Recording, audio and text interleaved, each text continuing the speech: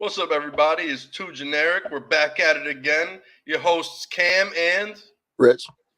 today we're talking the finals preview, main topic, and then we got UFC 302 that just passed last night, and some WNBA stuff. You know, we got some drama. Caitlin Clark, Kennedy Carter just picked up a flagrant foul, which was assessed by the league after the fact, after the game. But the Fever already won by 1 point, so it didn't really determine the game. If anything, they would have won by 2 points. Right. Presumably, you know, maybe some things would have went a little differently. People would have played different strategies. Maybe you go for a 3 instead of a 2. Who knows what happens? But Fever still win, and they get the flagrant on their side. So seems like the right team won. Mm-hmm.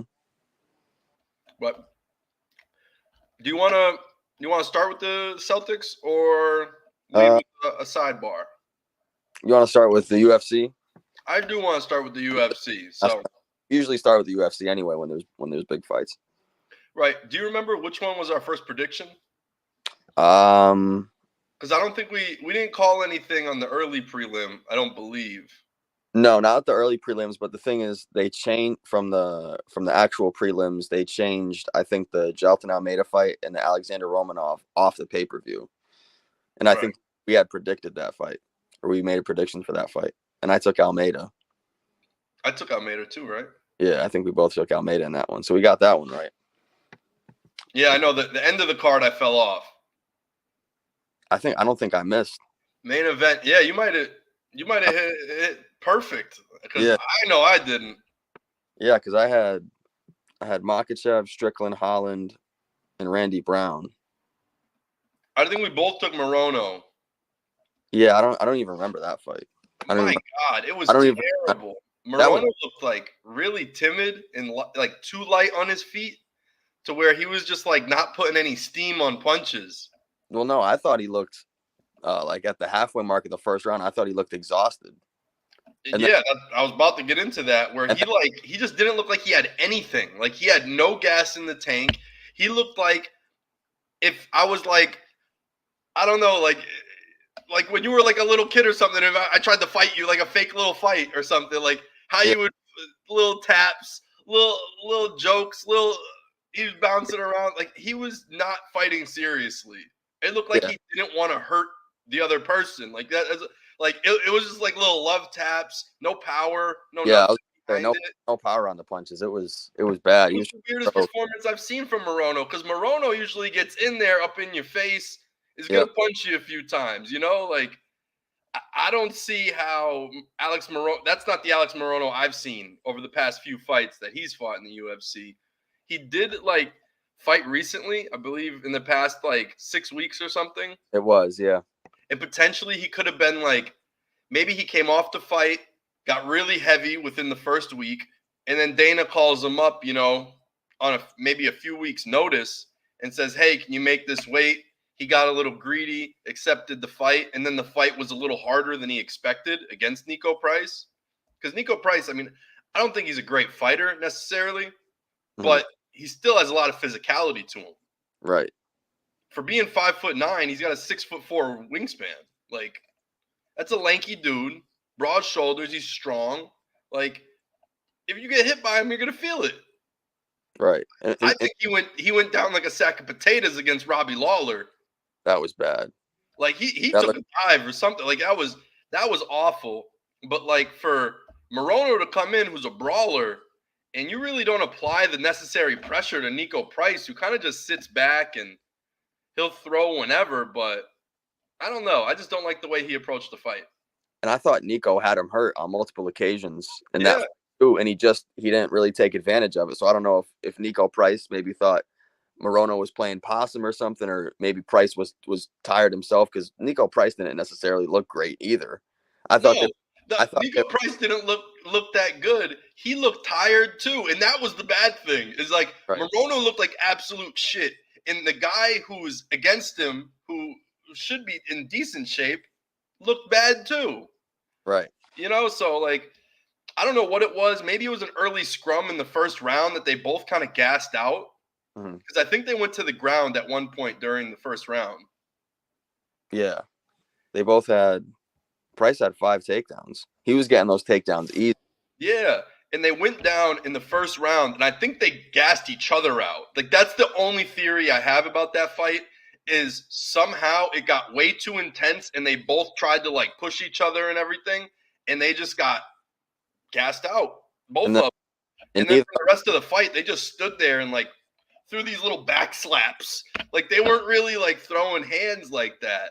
and Morono was going with the spinning back fist a few times. It was bad, and And they were so slow. yeah. I was watching it with Jaden. It was like he was saying they were throwing in slow motion. It really was, but he was they were throwing the looping punches. It looked sloppy as hell. It looked like me and you fought or something. It looked like a street fight. It looked like untrained fighters. Yeah, like no technique, no fundamentals or anything. It was just. And that's the thing about Morono. Morono's like a dog. Like, every fight I've seen him fight, like, he looks way more technical, way more sharp. In this fight, it was like they pulled him out of bed and they forced him to fight, and he was like, "Oh, he just woke up. I'm gonna just do the 15 minutes and then leave." Like, it wasn't like there was effort. It wasn't like he was fighting for his life or fighting for his job. It just looked like he was mailing it in. I don't know. Yeah, he just woke up a half hour ago and he was like, "You got to fight, bro." Like, all right. Yeah, like, that's what it was. Like, he looked out of it. Maybe he had like a bad weight cut or something like that. And that's also what I was thinking, as I was saying in the beginning. Maybe it was short notice. He was coming off of the fight maybe 6-7 weeks ago. Right. Potentially, he maybe he had an injury after that fight and he wasn't training. He was trying to heal up, and then Dana White gave him the call and he was like, "All right, I'll fight him. I think I'll be healthy by then." Maybe, or he fell out of his roid cycle, and that's messed up. Because I don't know what it is, but he fought on April 6th. He fought on April 6th. Okay, so yeah, it was about 7 weeks ago. Right. Yep. So. But yeah, so Nico Price, Morono did not put on a show at all. Kind of sad, to be honest. The card overall was pretty horrible, I thought. Mm-hmm. There was no knockouts. I think there was 3 submissions. The Kevin Holland fight was good though. Yeah, I like the Randy Brown fight too. For as long as it lasted. Yeah, that opened the pay-per-view card. Randy Brown striking still clean. Shout out Springfield, Mass. That's Randy Brown's from Springfield. Mm-hmm. But that was an okay fight. It wasn't that interesting. Mm-hmm. I mean, he clearly had the advantage with the striking. But the Kevin Holland fight was good for as long as it lasted. Yeah, that fight was good. I thought it was cool to put Dos Santos on the bottom of this card because he knocked out Sean Strickland. He did. That was a nasty knockout too. Yeah. I wouldn't say he didn't knock him out cold. I feel like he stunned him. Well, he had him looking goofy. Yeah, he hit him with the spinning back kick, and then he fell and immediately jumped on him, and they called it. But, like, I definitely think he caught him with some shit. Like, It was just a little stun. It wasn't like he slept him. But, right. Yeah, it was cool to see him on the card. Then I seen him take the L, and I'm like, uh-oh, man. If Dos Santos taking L's, what's going to happen to Sean Strickland? And, Paulo Costa just didn't have it either. He just doesn't have the dog in him anymore. Since the Izzy fight, he doesn't seem like he really attacks people or really goes after it. I mean, even you saw in the Luke Rockhold fight, I thought there was a bunch of times where he could have finished that fight against Luke Rockhold. Rockhold looked tired as hell. He was bloody, and Paulo Costa just didn't really take advantage of it. Mm-hmm.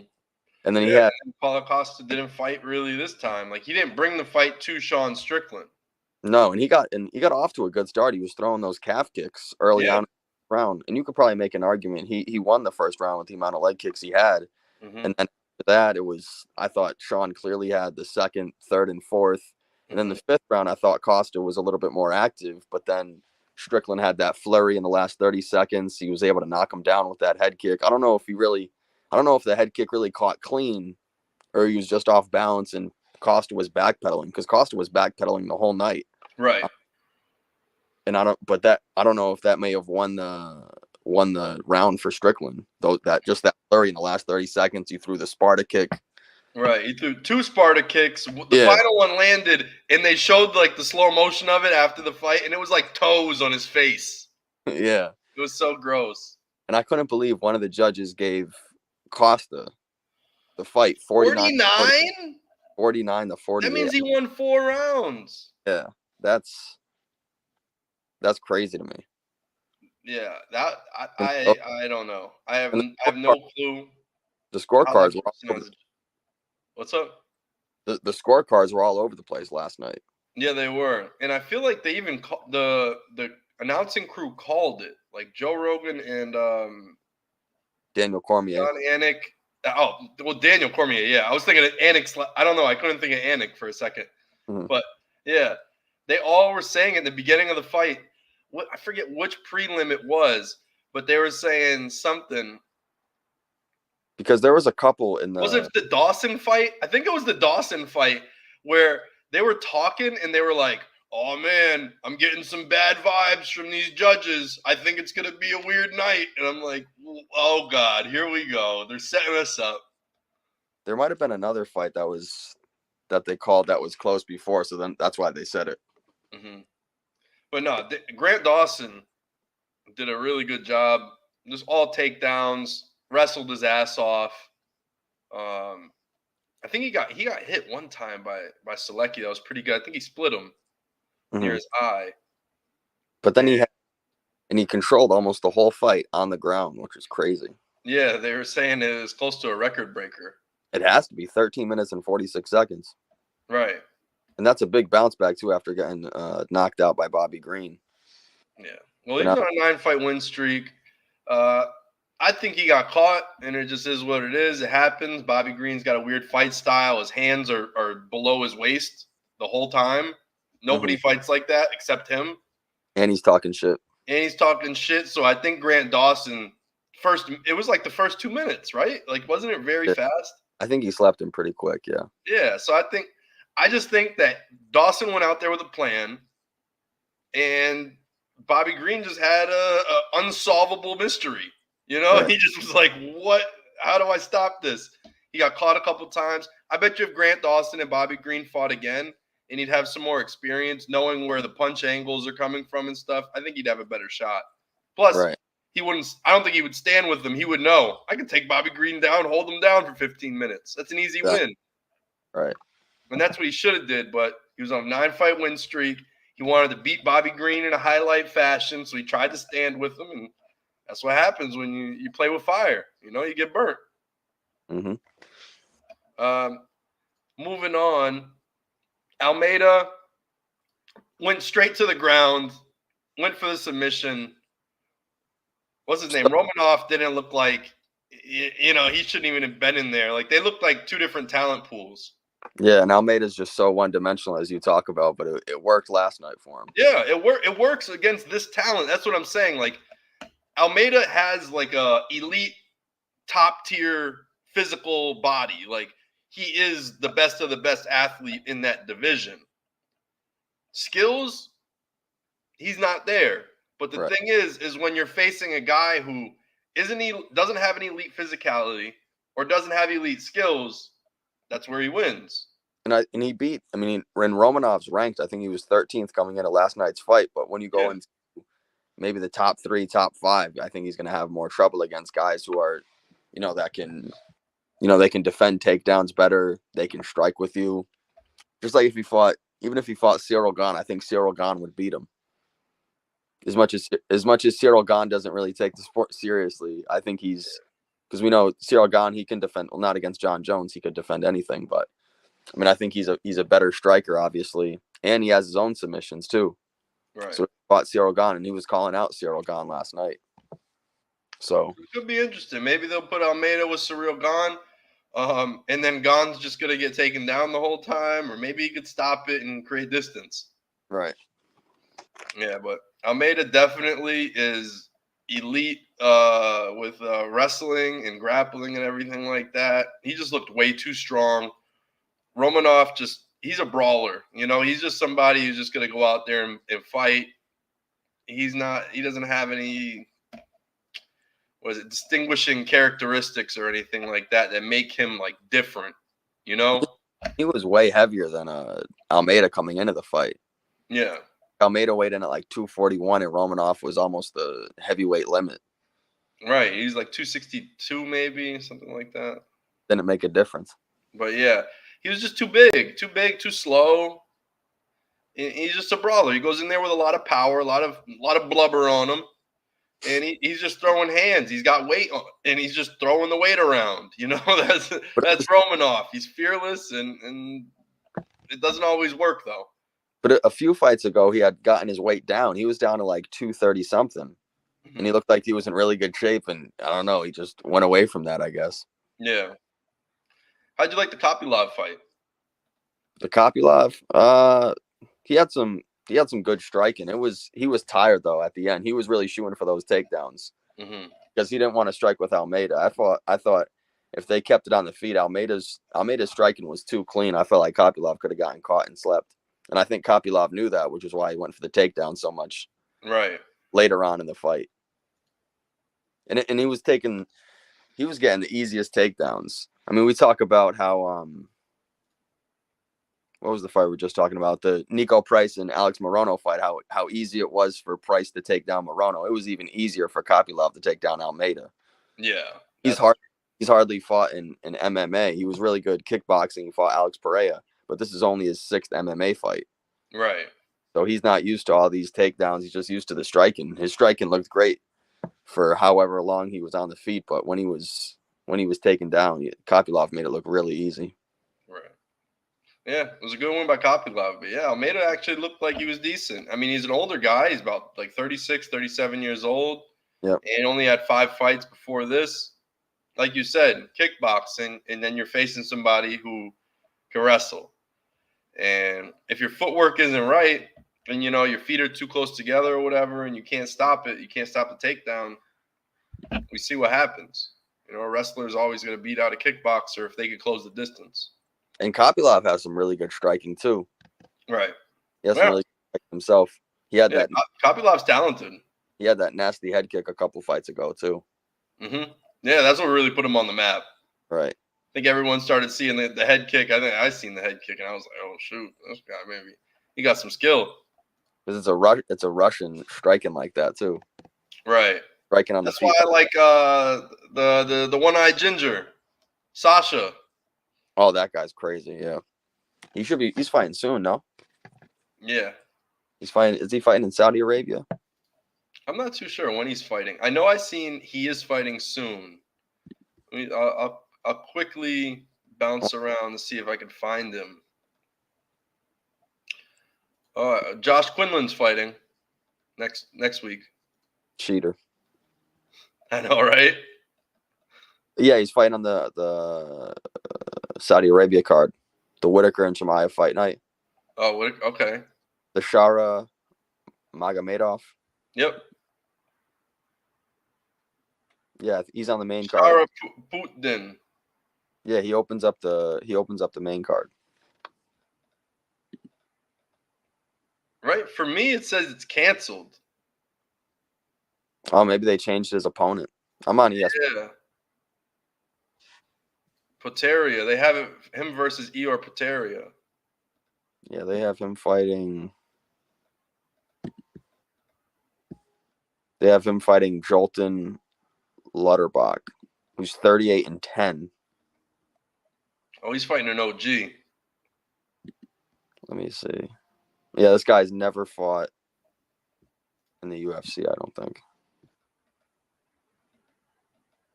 Yeah, no, he's fought 2 fights in the PFL. Oh, okay. That's and then fought for some other organization. Well, I'd bet the house on Magomedov if that's the case. Yeah, I'll take. They're feeding him to the wolves. That new guy. I mean, he's got 4 fights. I don't care if he's got 40 fights. You're putting him in there with him? Nah, you got to be ready for this. Right. This dude throws flying head kicks from the ground.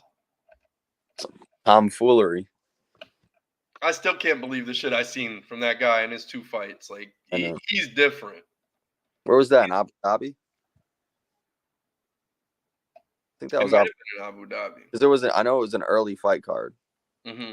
I remember it was an early fight card. Yeah, it was insane. I think I was texting you and my boy Nariel about it. I'm like, oh, he's a flying head kick from the ground. You wouldn't believe what the hell just happened. Yeah, you sent it to me on Twitter. Yeah. A little clip. Yeah, it was insane. But it's actually a really good fight card. The fight night with Chimaev. It looks great, yeah. Like the whole card. I mean, even if you go prelims, you got a couple. You got that guy Rinat, who's a monster in the 170 division. He's 21-1. He's fought a little bit. And then you got Jared Gordon, Flash Gordon down there. So if he picks up a win, maybe we could get a little Patty Pimblett rematch. Right. You got Boshrot. Because who's Pimblett fighting? Isn't he fighting somebody like Bobby Green? He's fighting Bobby Green. That's who he's fighting. I was like, is it Bobby Green or Ferguson? I forgot because Tony Ferg just got announced fighting somebody too. He's fighting Michael Chiesa. Chiesa, okay, yeah. It's actually a good fight for two watch fighters. Yeah, I think it will be. I think Chiesa's going to win. I hope Ferguson wins and retires. Me too. I want Tony Ferg to win. I would much rather see McGregor and Tony Ferg at this point. Nah, McGregor's still on the top of his game. You think so? About to sleep Chandler in 2 rounds. I'm with it. I'm with the McGregor show. So if McGregor wants to come in there and knock somebody out, I'm with it. I think that would be bad if he fought Ferguson. That's really a mismatch to me. I mean, I guess we don't really know what McGregor looks like now, post leg break, and no fighter has ever come back. And I know, like break. He looked really good against Cowboy. He had a big time off, and then on top of it, he goes and fights Poirier after a long time off. So there's just been so much ring rust with McGregor, and I'd rather get like a litmus test to see where he is. Right. Like, if you fight Tony Ferg and you look like shit, all right, now we know. But after 2-3 years coming off all his injuries, all his partying, all the shows, and everything else that he's doing, I don't know if I could trust that, McGregor's going to come in there and show Michael Chandler what's up. Right, but if he might just be rusty and you have a bad fight. But if he beats Michael Chandler, then he's right back in title contention. Right, because Michael Chandler, if he wins, then he's going to definitely get a title shot. Yeah, because Chandler has such a high ranking, and he's Conor McGregor, so yeah. That's great. Then he sleeps Makhachev. I can't wait for that. What a time. What a time to be alive if that's what happens. I need that. Bring me back to 2015, 2016. Yeah. It would be cool. But and then what else? We got the main event. The main event, obviously, Whitaker Chimaev. Pavlovich Volkov sounds like a pretty fun fight. I'd probably say Pavlovich is going to win that. Volkov's looked very slow in his last few fights. I mean, he's always was like slow because he's a really big guy. But past couple fights, I just haven't liked him, and I don't think he has that it factor anymore in the heavyweight division. And I think this is more to get Sergey back on track to just smashing dudes and then moving on and moving up, and hopefully faces like a good opponent and still looks good. But yeah, I would take Pavlovich too. Yeah. Gaslam's fighting Daniel Rodriguez. That should be an interesting fight. Who else? And then Johnny Walker and Ozdemir. That should be. I don't really like Johnny Walker, so. Yeah, no, he was really overrated. Yeah, he's all over the place. Like, he's too inconsistent. It's something I can't really root for, is all this inconsistency. Like, I can understand if you have injuries or layoffs or whatever, but just with Johnny Walker, it's all over the place. He gets knocked out in the goofiest ways, too. The goofiest ways, and he fucking wins, and he's just a cocky weirdo. And then and then that one time he did the worm and broke his shoulder. Yeah. Idiot. Yeah, I just can't. I can't forgive that. But moving up the card, Holland versus the Polish guy. I can't pronounce his last name. Nope, I can't either. I'm not gonna try. Yeah. But yeah, I'm glad the ref stopped the fight though, even though the guy. The arm eventually folded. It was looking gross. Yeah, because the guy protested it, but the arm was points it out the wrong way. He literally couldn't even raise his arm while he's arguing. He's going like this. Like, come on, I'm fine. Why'd you call it? Why'd you call it? It's like your arm isn't moving. What do you mean? Like, because Holland seemed like he had it, and then he twisted it like even more. Yeah, right. Because I think he realized like he bent it, and then he popped it out dislocated or something, and he was just like, "All right, I'm just gonna keep bending it." Yeah, he was like, he's not tapping, he's not gonna stop. All right, I guess I have to. Well, that guy must be tough as nails because he really broke his arm and still wanted to keep fighting. He was still upset. I know he looked pissed immediately. Like I would have kept fighting. Like it wasn't an act. That was not an act. He was dead serious. He would have fought with no arms if he could have. That's the way he looked. Right. You could feel he was genuine. But yeah, Sean Strickland fight. I think we already summed that one up. Paulo just looked tired. He got his second win sort of in like the 4th round. Looked good in the 5th, as we were saying. It could have been a draw until the last like minute where Strickland really turned the heat up. But the championship fight with Poirier, there were times Poirier looked really good. He was catching Islam with some shit. Just Islam just won't drop for anything. But then, Islam also just had him on the ground, just keeps rolling him around and doing things. Poirier broke out of an armbar, which I thought was really good, the way he scrambled out of it. Yeah, he did. The 1st and the 3rd round, he could have easily been finished because he had him with the rear naked choke in both of those rounds, and both with a lot of time. Especially, I actually think Poirier, there was a point in time where Poirier's hands, when he tried to get up, was bad technique, and Islam put his hands, both arms around Poirier's neck, and then he stopped for a second. I don't know if you've seen that. No, I didn't catch that. There was I swear, it was like a 2 to 3 second window where Poirier tries to roll and gets up and completely leaves his neck open. Islam grabs it, and then he's like, and then lets it go. He was like, why was this open? Right. It shouldn't have been that open. It was too good to be true. Yeah, it was right. He literally, I think Islam let go. He was like, am I getting set up? Is there a move that I'm not seeing coming? Because he really, he dead ass had him. But yeah, he got out of that rear naked choke. He figured his way out, prayed his way out, however he did it. But he got out of it. I couldn't believe he got out of the 1st round because he had him in control for probably 3 minutes at least. Mm-hmm. Yeah, and it was a lot of mental toughness from Poirier to just stay in there and just keep going.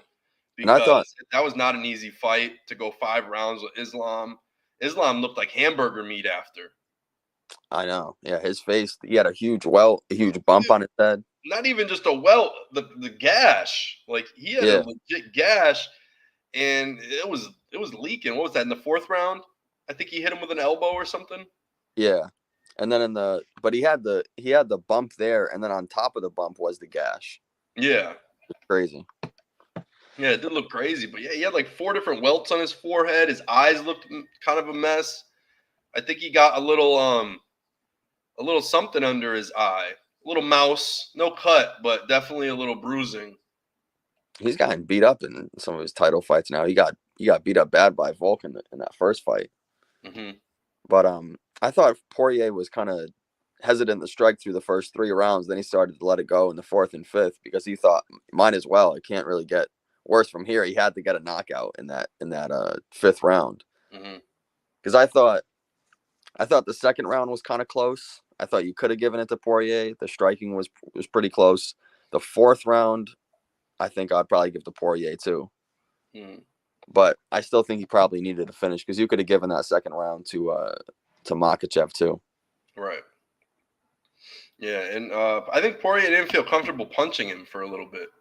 Yeah, that's what I was saying. I thought through the first 3 rounds he was kind of hesitant to strike with him because he didn't want to. He was worried so much about the takedown. Right, and that's what Islam really has the advantage over. Yeah, his boxing's good and everything else, really good striker. But what makes him such a good striker is the fact that no one is actually confidently standing against you. Because they're so worried about the takedown. They're so worried about you faking the striking to do the thing. It's like he fakes to fake. and it You know what? worked. I might have to pull this up.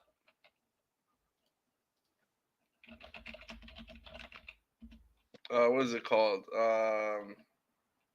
Here we go. I got this. I got a great video for this. Here we go.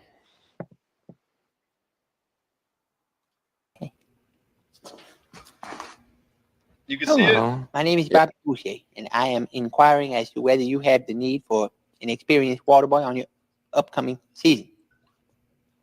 Nice suit. Thank you. It was my daddy's. Hold that thought. Yeah. Shh. Come on. Come here. Come on. Come on, everybody. All right, this is it. Okay. This is the play. Okay. The quarterback. 2 receivers lined up to the left, 1 to the right. There's a flanker lined up to the left behind the quarterback. Okay. Now, he gives the ball. No, he doesn't. He doesn't get the ball. The receiver goes all the way over there to the left. Once the quarterback has the ball, he fakes to the left. No, he fakes to the right. He doesn't fake. He thinks about faking. He pretends to fake. I don't know where I am. I don't know where I am. I can't breathe. I didn't understand the first 20 seconds of the video. I didn't understand where it was going. You're like, what are you talking about? No sense. But that's literally like describing fighting Islam is like that. Like he's gonna try to take you down, but he's gonna punch you in the face. But before he punches you in the face, he's gonna take you down. But before he takes you down, he's gonna punch you in the face. I don't know where I am. I don't know which one he's gonna do. I don't know. And while he's punching you in the face, you're still gonna be thinking about being taken down. Right, and while he's punching you in the face, you're like, well, I gotta guard the takedown. Let me put my hands down. Let me guard the takedown. I don't want him to slam me on my back. I don't want him to push me against the cage. Let him punch me. Like, it's this crazy mind fuck to fight Islam Makhachev. And that's what it is. It's like he's faking the fake. Like he has such a good skill set of taking you down that he could punch you in the face whenever he wants because you're so scared of the takedown and you don't want to get elbows in the face. You don't want to get hammer fisted in the back of your head. You don't want to get choked out. And we've seen it done so many times that it like is PTSD in any fighter's head. As soon as they're facing him, they're like, I don't want to be that guy who got mauled. Right. I don't want that. I don't want an arm bar. I don't want any of that. So they're protecting against it. Hands drop. Boom. Then the second you put your hands up, takedown. And Poirier did just as good as anybody against Makhachev. Yeah, he did. I mean, Makhachev took him down 5 times, but he had 16 takedown attempts. So Poirier did a pretty good job stuffing those takedowns. I mean, I understand he submitted him. He almost got him. He almost submitted him in the first and the third, ended up submitting him in the 5th. But yeah, Poirier did a really good job, I thought. Yeah, that's less than 1/3 of the takedowns. And he's just not good with the grappling and with wrestlers, unfortunately, and in important title fights. Right. So. Yes. It was a great fight by Poirier. Like all the mental toughness in the world to just keep going. 25 minutes almost. Yep, 23 minutes in the cage with Islam. That's pretty fucking good. But where do you think Poirier goes from here? Retire? Because he could still fight. I mean, we could see it against Makhachev. Could you throw him against like Oliveira? I don't know.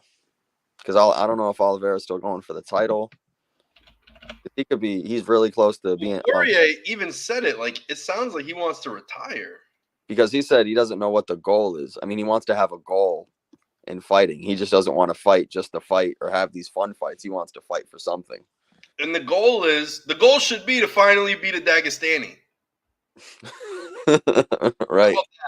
Set that as your goal, and then you'll get back to the title because that's the only people who are at 155. Right. If you want to have a belt, you got to fight a Dagestani. It's just what it is. And he was talking about it this week that it's going to be hard for him to have a 4th shot at the title. I don't think anybody's had a 4th shot at the title, right? Without winning it. So I don't know, and he's already 35. I mean, he's still really high up in the rankings. He's 5th right now. I don't know how much he'll drop down, if any. Right. But he's still, you'd think he'd have to win another fight or two before he gets back in the title picture again, if he still wants to do that. And he doesn't. And he said he didn't really want to move up in weight class. I think obviously he can make 170 easy. I don't know if he's too small for 170. You could still have the Gaethje fight, I guess, since they're tied up. You could have that fight. But yeah, I don't really know what would be next for him. Yeah, he ruined the run of Saint Denis. Dariush, he trained with Gamrot. He's not going to fight Gamrot. He practiced with him for months, he said. Yeah, and Gamrot's just under him as far as the rankings. Poirier was 5th, and he's 6th. Gamrot's 6th. I'm looking at the rankings right now. It looks like Poirier's 4th and Gamrot's 5th. Oh, okay. But yeah, either one, it's one away. But yeah, like they're right next to each other and they're training partners. I don't think they'll fight each other. Right. I think what's next for Makhachev is to fight Arman Sarukian. He's the #1 contender. That one makes sense. Right. And Makhachev was talking about moving up in weight class. I mean, he has defended the belt 3 times. But I don't know. I wish he'd fight more lightweights now. I mean, he fought Volkanovski, who's back-to-back times he was a featherweight, even though he was supposed to fight Oliveira the 2nd time. Mm-hmm. Yeah, I would like to see the Makhachev and Sarukian fight. And I would definitely take Sarukian in that fight. Yeah, you're really high on Sarukian. Never bet against the Armenians. It's the rule. Ever since I started working in Glendale, Sarukian 2-0. Right? He's undefeated. Never lost. Never lost. Ever since I learned Armenian, he's undefeated. But also, Makhachev, 14-fight win streak now in the UFC. Yeah. Which is the 3rd longest, only behind Anderson Silva. He's got 6. Kamaru Usman had 15. Which is crazy to me. I can't believe he already did that. He passed up Khabib last night. Now that I think of it. He did. Because Khabib was 13-0 in the UFC. I have a piece of paper of all the I don't know where I put it. It might be in my room. I think it's in my room. But I have a big piece of white paper all written out of vocabulary words in Armenian that I learn and I use speaking to my student. Nice. Yeah. So I gotta tell him, sit down. I say Nasti. They say come here. I say Adiste. What? So I got a bunch of words. So Io is yes. Voch means no. Susmana means be quiet. Nasti, Adiste, that's come here. Hajo is goodbye.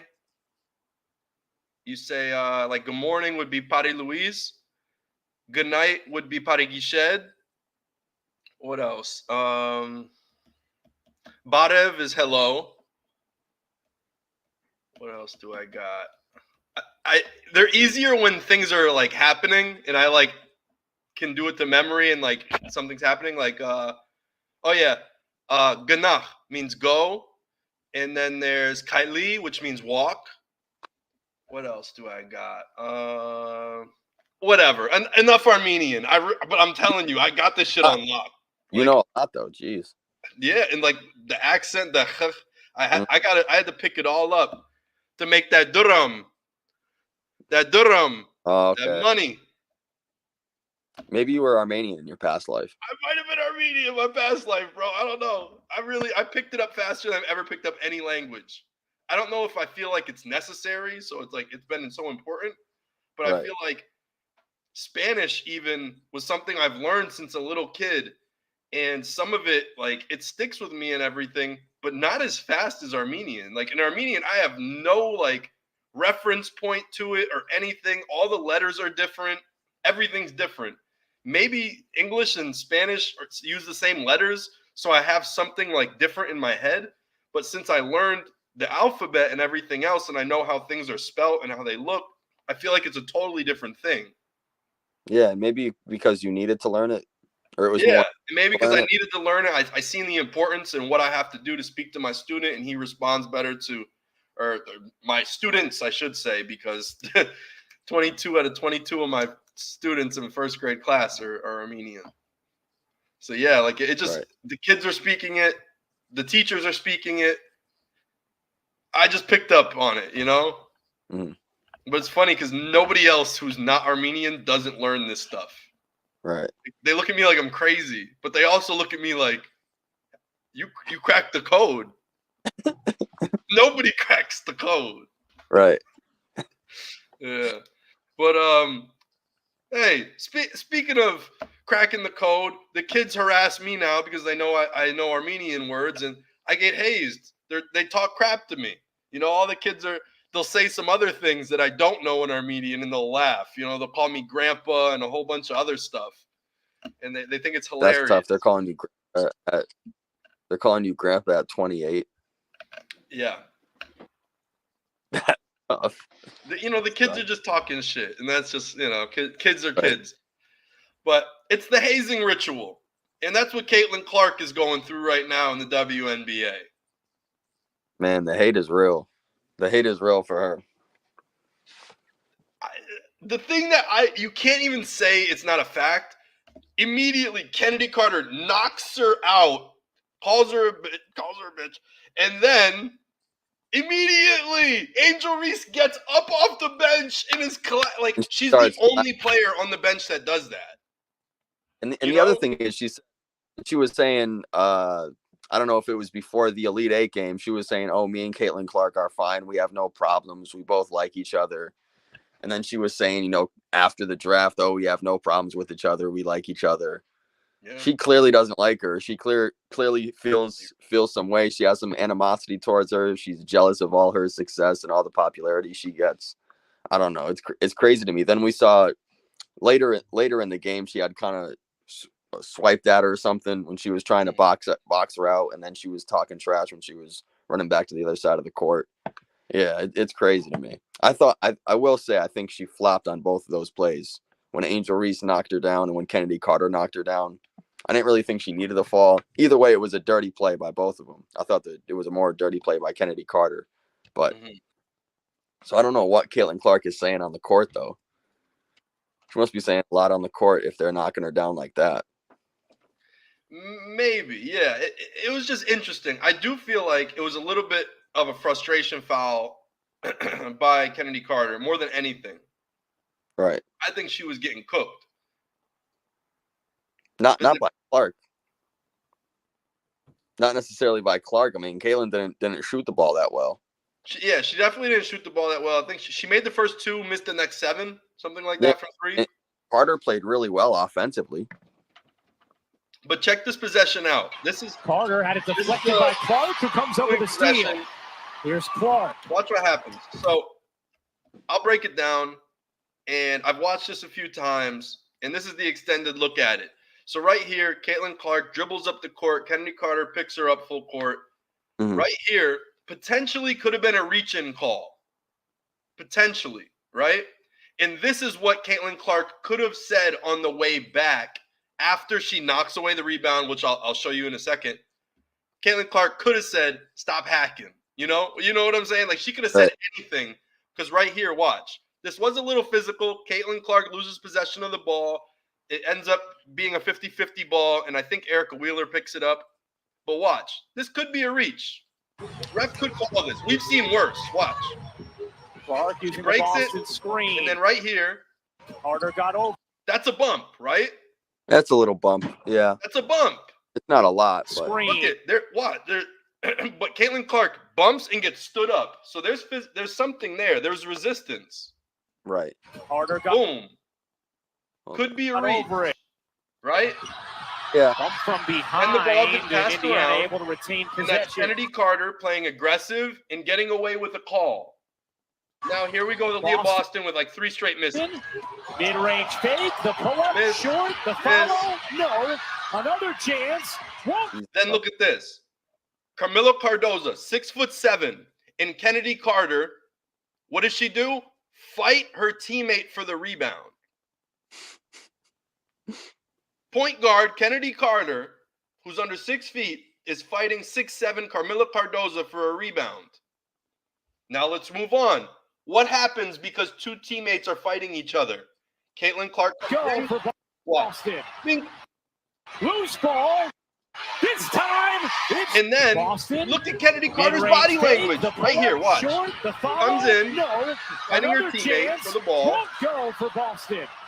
Loose Look at her, ball. look at her. This time, it's good for Boston. Tell me she does. Her shoulders Loose ball. drop. This Yeah. time, She's upset. it's good. Chance. Oh, yeah, Won't go for Boston. right there.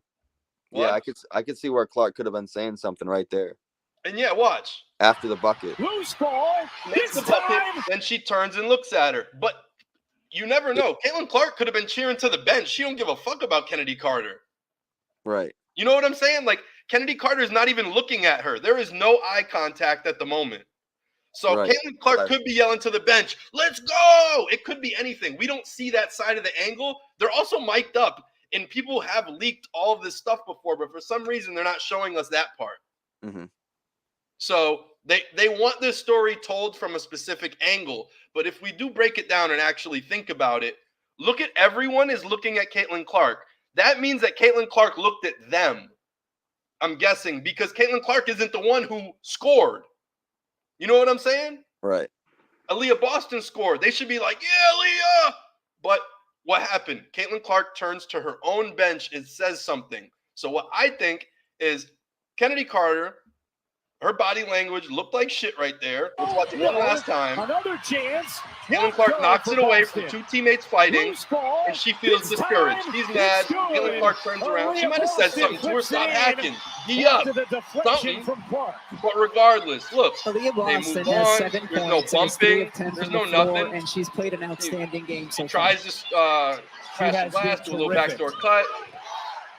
Nothing happens. Mabry doubled. Carter off to gets the Carter. ball. Her jumper is good. The jumper. Kennedy Carter now And then boom. with 12 points off the Mabry doubled. Off to Carter. Her Clark wasn't even guarding her as a shooter. It was switched to Kelsey Mitchell, so there's no foul.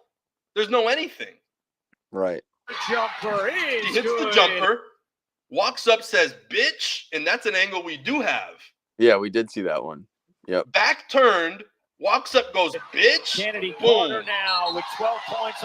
When you really break down the video, there's literally no excuse for any of this shit. Right. When you actually watch the ensuing possessions, she fouls her on the drive. She fights her own teammate for a rebound, who's 6'7" and a center and having her debut game. Let her get the fucking board. And she was playing great. Box out Caitlin Clark, the player Yeah. who's taller than you. Box her out, and your teammate gets the board. Do your job. But she didn't. She fought her fucking 6'7" center, who's lanky as hell, too. Camila Cardozo is lanky. Like, the fact that Kennedy Carter even thought she should go for that is insane. Like, and then she's fighting her teammate trying to pull it down. Caitlin Clark just puts a little hand in there, breaks it up, boom. And then Kennedy Carter drops her shoulders, all upset. You know, like, there's no excuse. It's a frustration foul. There's nothing more, nothing less. But I would not blame Caitlin Clark for that at all. It looked like she got fouled multiple times. Yeah, and if Caitlin Clark was talking trash, then Carter should just talk trash back and not hit her like that. That was just unnecessary. And if anything, if Kennedy Carter wants to be upset, which she wasn't even looking for a call, and that's what I'm saying is the only thing you could ever say Caitlin Clark did wrong in that entire time was potentially she fouled Camila Cardozo or Kennedy Carter on the rebound to break it up.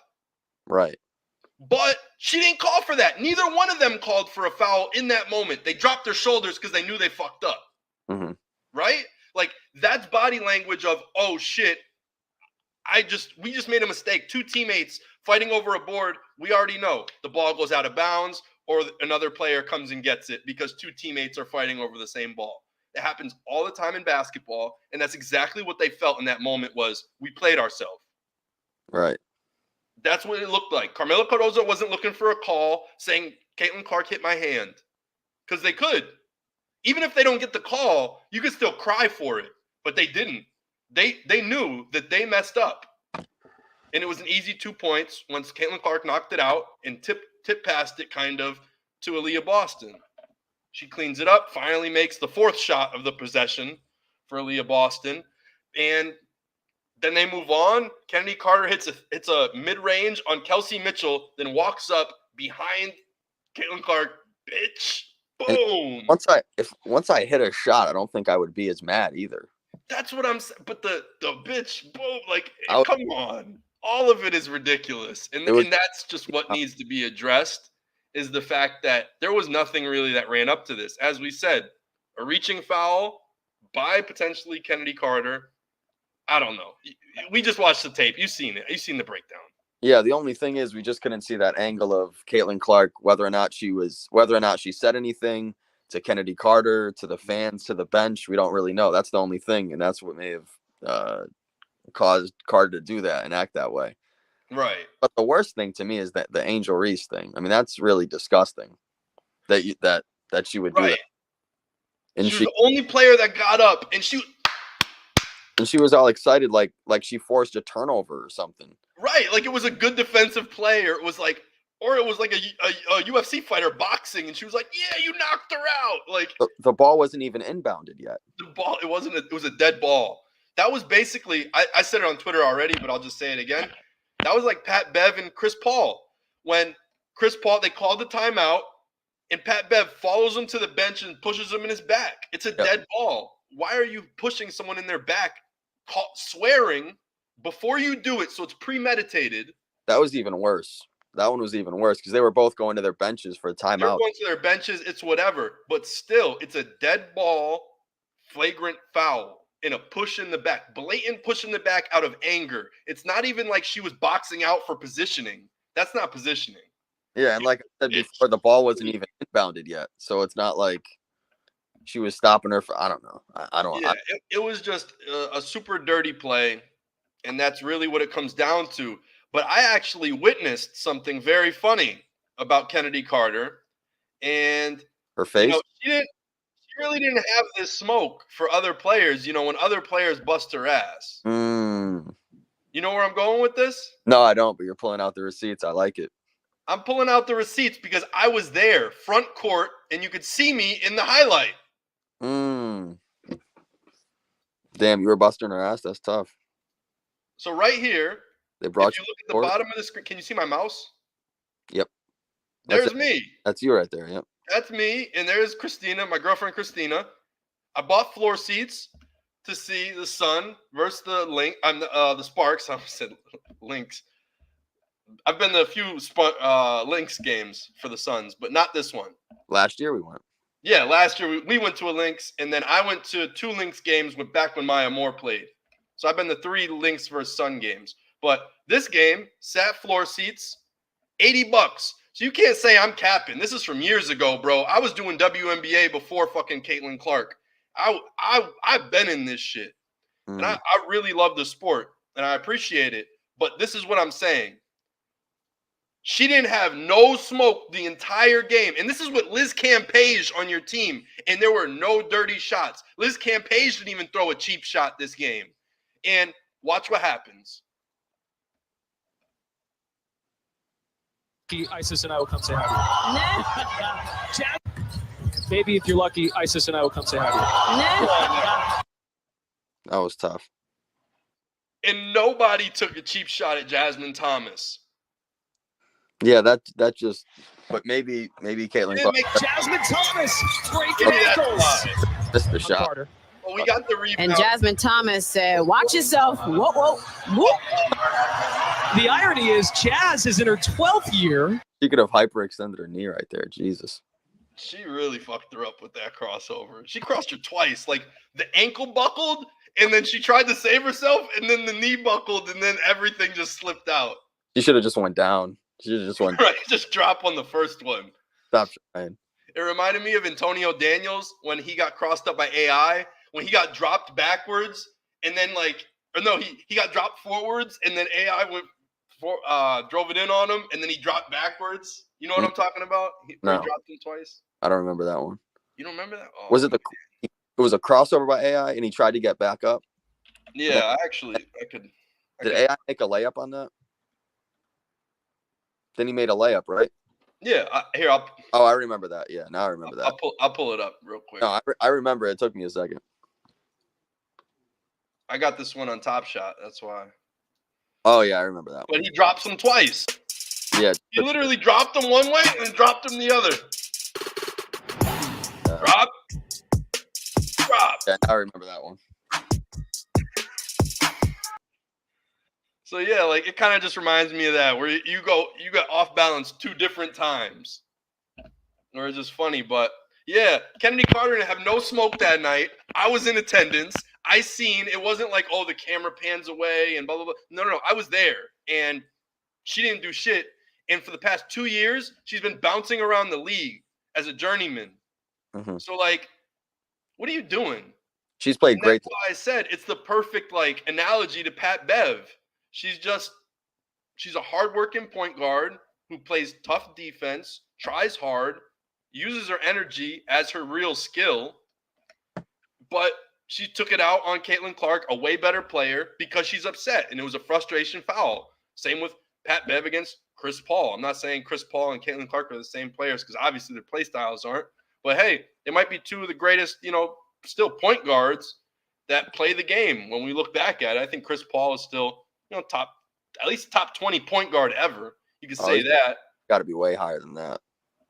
Well, it's arguable. There's so many things that you could argue, and he's never won a ring. But you think Caitlin Clark might be a top 20, top 15 point guard ever in the WNBA history? There's a chance. There's a chance. Chris Paul obviously solidified his shit. Caitlin Clark's got a long way to go. Yep. But still, like, we're talking about number 1 overall pick, and you're out here taking cheap shots on her. What the fuck you doing? She's what makes your salary go up. Like, you know what I'm saying? Same with Pat Bev. The league is better when Chris Paul is healthy. When Chris Paul is doing good, people buy Chris Paul jerseys. People go pay and see Chris Paul.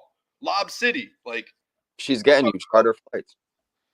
What has Kennedy Carter ever done that's made people come to show up besides her family buying tickets? Like, I'm saying some real shit. Like, come on now. What are you doing? Taking cheap shots. You hurt her. It's a sellout crowd. The only reason why it's energy in the arena is because she's there. Yeah. You hurt her. The next time you play the Fever, it's about to be a quiet arena if she's hurt. Like, all of this just doesn't make sense to me, that you would try to hurt a top player. I don't know. It just is what it is. It was emotional, and it was a frustration foul. But then it really showed Angel Reese's ugly neck. I think that's the root of this whole thing, is that, yeah, Kennedy Carter did a cheap shot. She was upset. She might have done that against any player. It could have been anyone. Mm-hmm. But Angel Reese got up and applauded that. And we know that's personal. Yeah, I don't know if anything's personal. It's Angel Reese getting up and cheering that on, coming off the bench, and then going and hugging her after. Like, that's not something you hug. You just picked up a foul. You just let the other team get a dead ball free throw. It wasn't a technical free throw at the time, but you still shoot it by yourself like a technical free throw because it's a dead ball foul. Right. But it wasn't assessed the technical at the time. But still, like, that's not good. That's not a good foul. The ball's not even inbounded. It's 94 feet from the basket. Like, and a good foul is if you hit her, if it was under your basket, not under her basket. Or it's not a threat to score. What are you doing? That's not a good foul. Yeah, or if you poke the ball free or something. And she didn't even go for ball. Everything about it is inexcusable. It was a frustration foul. And that's what I'm trying to explain is I don't think it's hate to Caitlin Clark necessarily. I think it was frustration. I think she obviously was playing aggressive and got beat on the play. She reached, didn't get the foul or the turnover or anything. And then she gets the ball taken from her because she's fighting with her teammate. She's upset with herself. Right. Takes a cheap shot. She hits a 3 or hits a mid-range, whatever. Anything else going on that you want to talk about with the W? I mean, I'm loving Hamby this season, and I think Hamby might win. I don't know if she could win MIP because she's been an all-star 2 times before, but she's like stepping it up a notch to where, like, she's getting 20, 10, and like 4 or 5 assists a night. She's like a real player. She's been great for me in fantasy. Yeah, in fantasy, I mean, she's like Chris Webber. Yeah, she's been great for me in fantasy. Like 20, 10, and 5 every night. Yeah, 20 and let me see what she's got.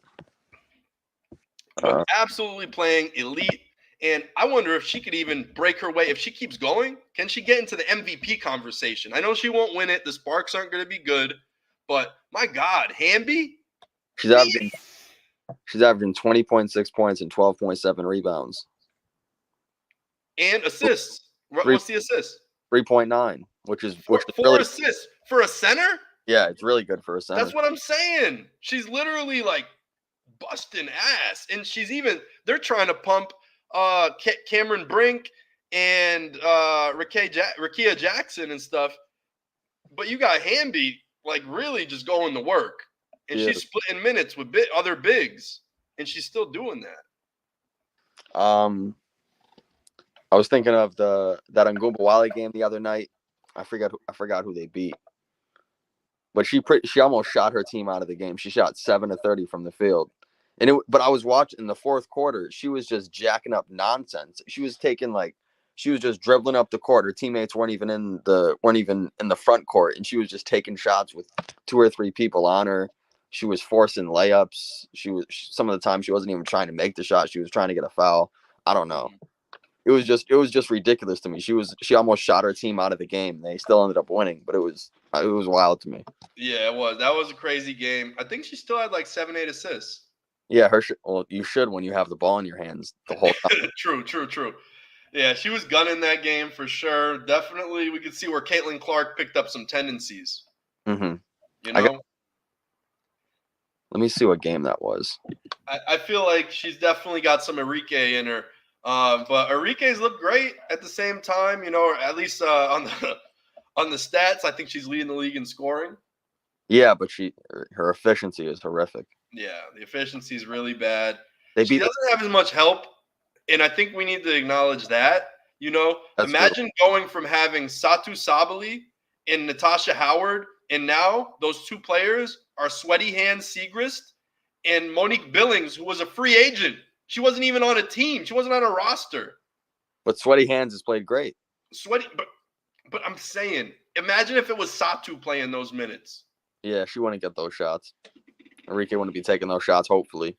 The reason why Sweaty Hands is scoring at that level is because the double and all the help is more shifted to Enrique now. That Siegrist is getting open looks. When Satu's out there, the defense can't cheat. They can't slide over and shade too much to Enrique. They can't do that because Satu's going to cook you and drop 30.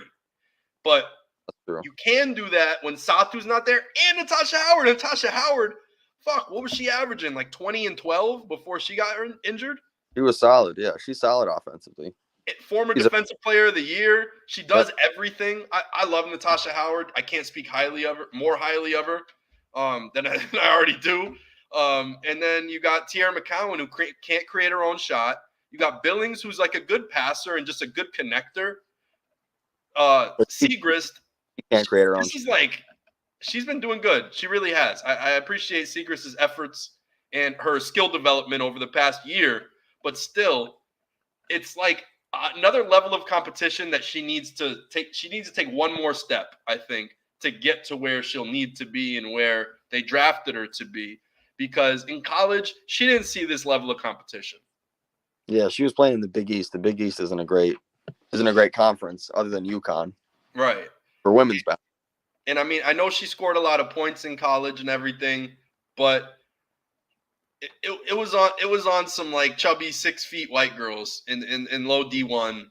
But now those were her best games when they would play like out of conference in the MAC and those were her best things, and she's taken some time and she's taken steps and she's getting better. So that I will say, Maddie Siegrist is taking the steps necessary, and we'll see where she is in a few years. But she's not Satu.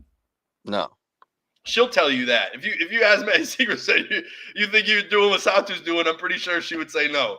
And that's the difference. Is Enrique's really just got to figure it out. You also have a rookie as your shooting guard or point guard. what's her name? Sevi Azgun? Yeah, Ozun? I can't pronounce it. Yeah, Sevgi Ozun, I think is how you pronounce it. It could be off a little, maybe a syllable. But, I mean, she's a great European player. You know, she's all about teamwork and passing and, like, being this connective piece. So it's helping Enrique do what she does best, but she's also not getting alleviation from them. You know, like the defense, it doesn't matter if Billings can pass and hit an open hit an open teammate, but like there are so much defenders that are on Enrique at all times, it doesn't really matter. And that's the way I see it. Like, Ozun's not going to attack and take over a game. It's just who she is. Billings, same thing. I mean, that one night where she got the minutes over Segrist, she had like 18 and 10. She was beasting that night. But that was a night where they overshaded to Enrique, and they had no clue Monique Billings was actually going to go hard. They didn't even prepare for her. Right. Because she had just got signed. Yeah. She just got signed. I don't think there was a scouting report on her. Natasha Howard goes out. They think shit's going to be sweet. And Billings goes in there and shows them that she's a pro, you know? But since then, she hasn't really had as good of a night. But she's still playing very well. Still picking up like 3-4 assists. Still doing her thing. Right. Yeah, so the Wings are going through it. I do think watching the Mercury more and more. Oh, my God. They have some real issues with that team. Real big issues. The offensive load, I know they've been sick. I guess there's an illness going around with their team, and like everyone's sick. Oh, I didn't know that. But they can't get over 50 in a game. The offense was horrible. I went to the Sun game. I mean, the Sun are the best defense in the league, but it doesn't matter. They held them. That was the game you went to when they scored 47? Yep. Fucking terrible. I went to go see Tarazi, and she scored 4 points in the first quarter, and I don't know if she scored again. Maybe she made 2 free throws or something. It was so bad. And like the fact that you have Kalea Copper on the squad and Cloud. I thought Cloud creates a lot of playmaking, a lot of grit. She was shooting threes last season like crazy. Now she can't shoot. Copper's not really being like her full self. Yeah, the last 4 games have been pretty horrible. And then you got Rebecca Allen's out with a concussion. Brittany Griner's still out. Brittany Griner's out indefinitely with the foot. You got Sophie Cunningham playing power forward. This is the shit I was talking about preseason, wasn't I? Mm-hmm. I said, if these injuries actually, like full health, I'm betting on this team. But outside of full health, this team doesn't make sense. They don't have a power forward, and they don't have anyone outside of Griner that I believe in that's in the paint. You're going to put Taurasi at the 4? No. Yeah, Rebecca Allen's playing kind of – she's a tweener, but I would love her more at the 3. Like, she's such a great wing in doing things like that. But the second you're really relying on her to play the 4, I don't know. She is a great shot blocker, though, I will say. Yeah, she's got arms longer than the law. The long arm of the law. That's Rebecca Allen in my eyes. Her wingspan is – if you see her in person, I swear she looks lankier than on camera. Oh, she looks like on camera, yeah. Because her shoulders are like so high, and then her arms are just so, I don't know. She's kind of like Giannis. She kind of is built like Giannis. Yeah, I can see it. But yeah, it's like, oh. Yeah. But she's not a full-time 4.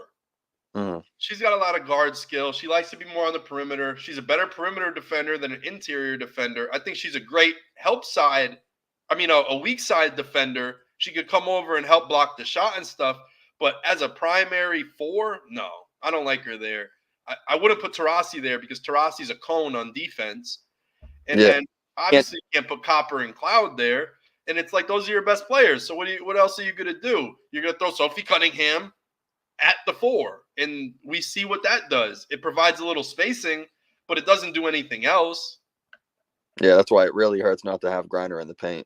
Yeah, and if you don't have Griner who just like can do it by herself in the paint. Now you got Natasha Mack, who literally wasn't on a roster last year. She wasn't even listed on ESPN. Mm-hmm. It took games, not even one game. It took games for her to even be listed as an eligible player to be picked up in fantasy. Like, This is somebody who ESPN even had no clue about. People who are paid full-time jobs to pay attention and to be in the locker room. Literally, there are beat reporters from ESPN who are in the locker room, in the training camp, at the practice facilities. Like, they had no clue who she was. So you're telling me she's coming in and starting at the 5 now because Griner's out? Like, it's just an interesting situation over there in Phoenix. I wanted to really ride with them the entire season, but the more and more I really look at it, I think it's the Storm. And that's the team you picked to win the finals this year, I think, right? Who did I pick? I think you picked the Storm and I picked Mercury because we both – I don't know if we picked Aces. I can't remember. I really can't remember. I believe you picked the Storm. I know I had the Mercury as – no, I had the Aces as the number 1 seed. That you might either have – either way, Aces or Storm, regardless. Let me talk about the Storm real quick. With the Storm – you got even Vivi is hitting threes. She's getting back to playing the way she should be playing because she's a good shot finisher, play finisher. She's not somebody who should be creating and driving and doing too much. You know, when she was on the Fever, I didn't really like Vivian's like that. Mm-hmm.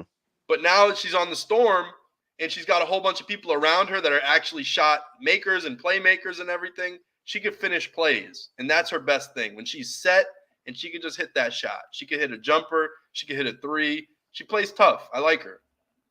And Skylar Diggins was a fucking beast. Even NECA got hurt a little bit she was out for a few games.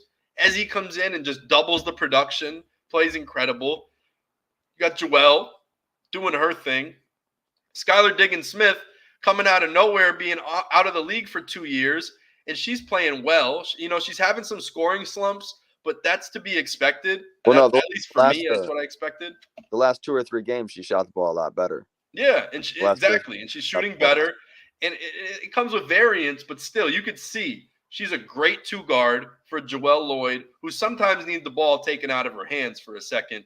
Let her calm down. Let her go off ball. Because if she stays on the ball for too long, shots go up like Enrique.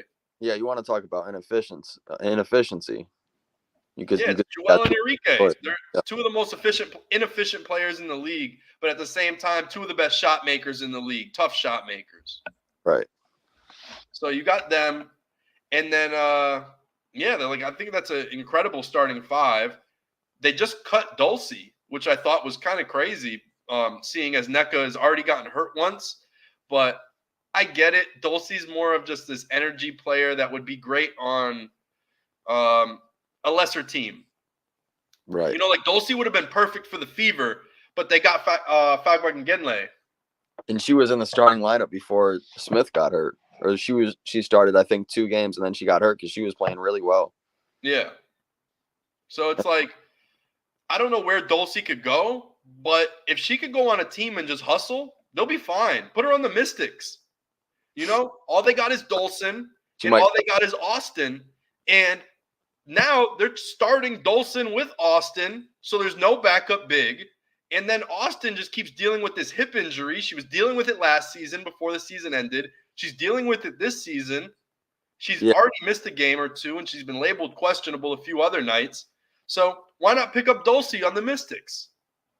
Right. I would love to see that. She's all hustle, all grit, putbacks. She's like a Kenneth Fareed, you know? Like if you give her the minutes, she's going to fill the stat sheet. It's not going to look cute or pretty. It's nothing to go on a highlight reel, but she's going to grab 8 boards. She's going to get a couple garbage buckets. She could get 6 and 8 off the bench. Like, and that 8 rebounds is a lot, but the way she crashes glass, she could do it, especially in W. Like I said, it's hard to get 8 rebounds off the bench. That's in the NBA. It's hard to get 8 rebounds off the bench, but Dulcie could come in and do that.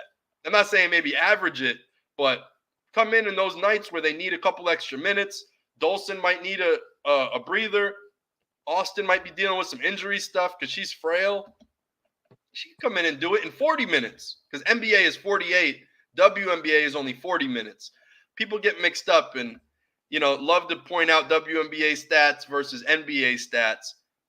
Learn the game a little bit, and you'll know that there's 2 less minutes each quarter in the WNBA game. And do you know how many runs that takes out? 2 minutes. Think about 2 minutes in an NBA game. A lot of scoring. A lot of You can scoring. hit 3 threes real fast, 9 points, boom. But those runs are taken out of a WNBA game. Right. So I don't know. They cut Dulcie, but I really like what the Storm got going on. I even think Mercedes Russell looks way better.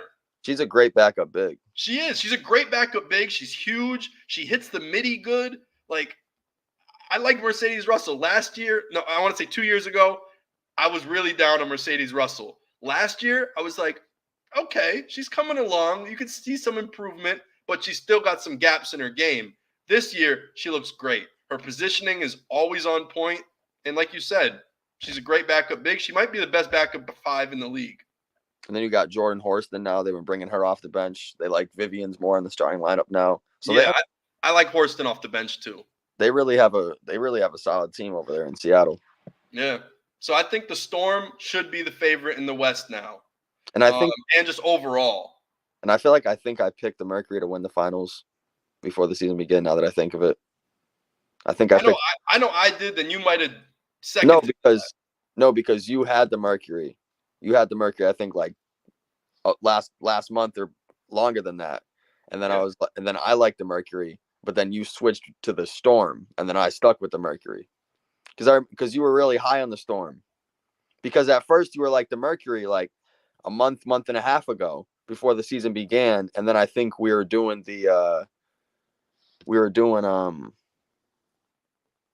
then we did the podcast the next week, and you were like, no, I like the Storm.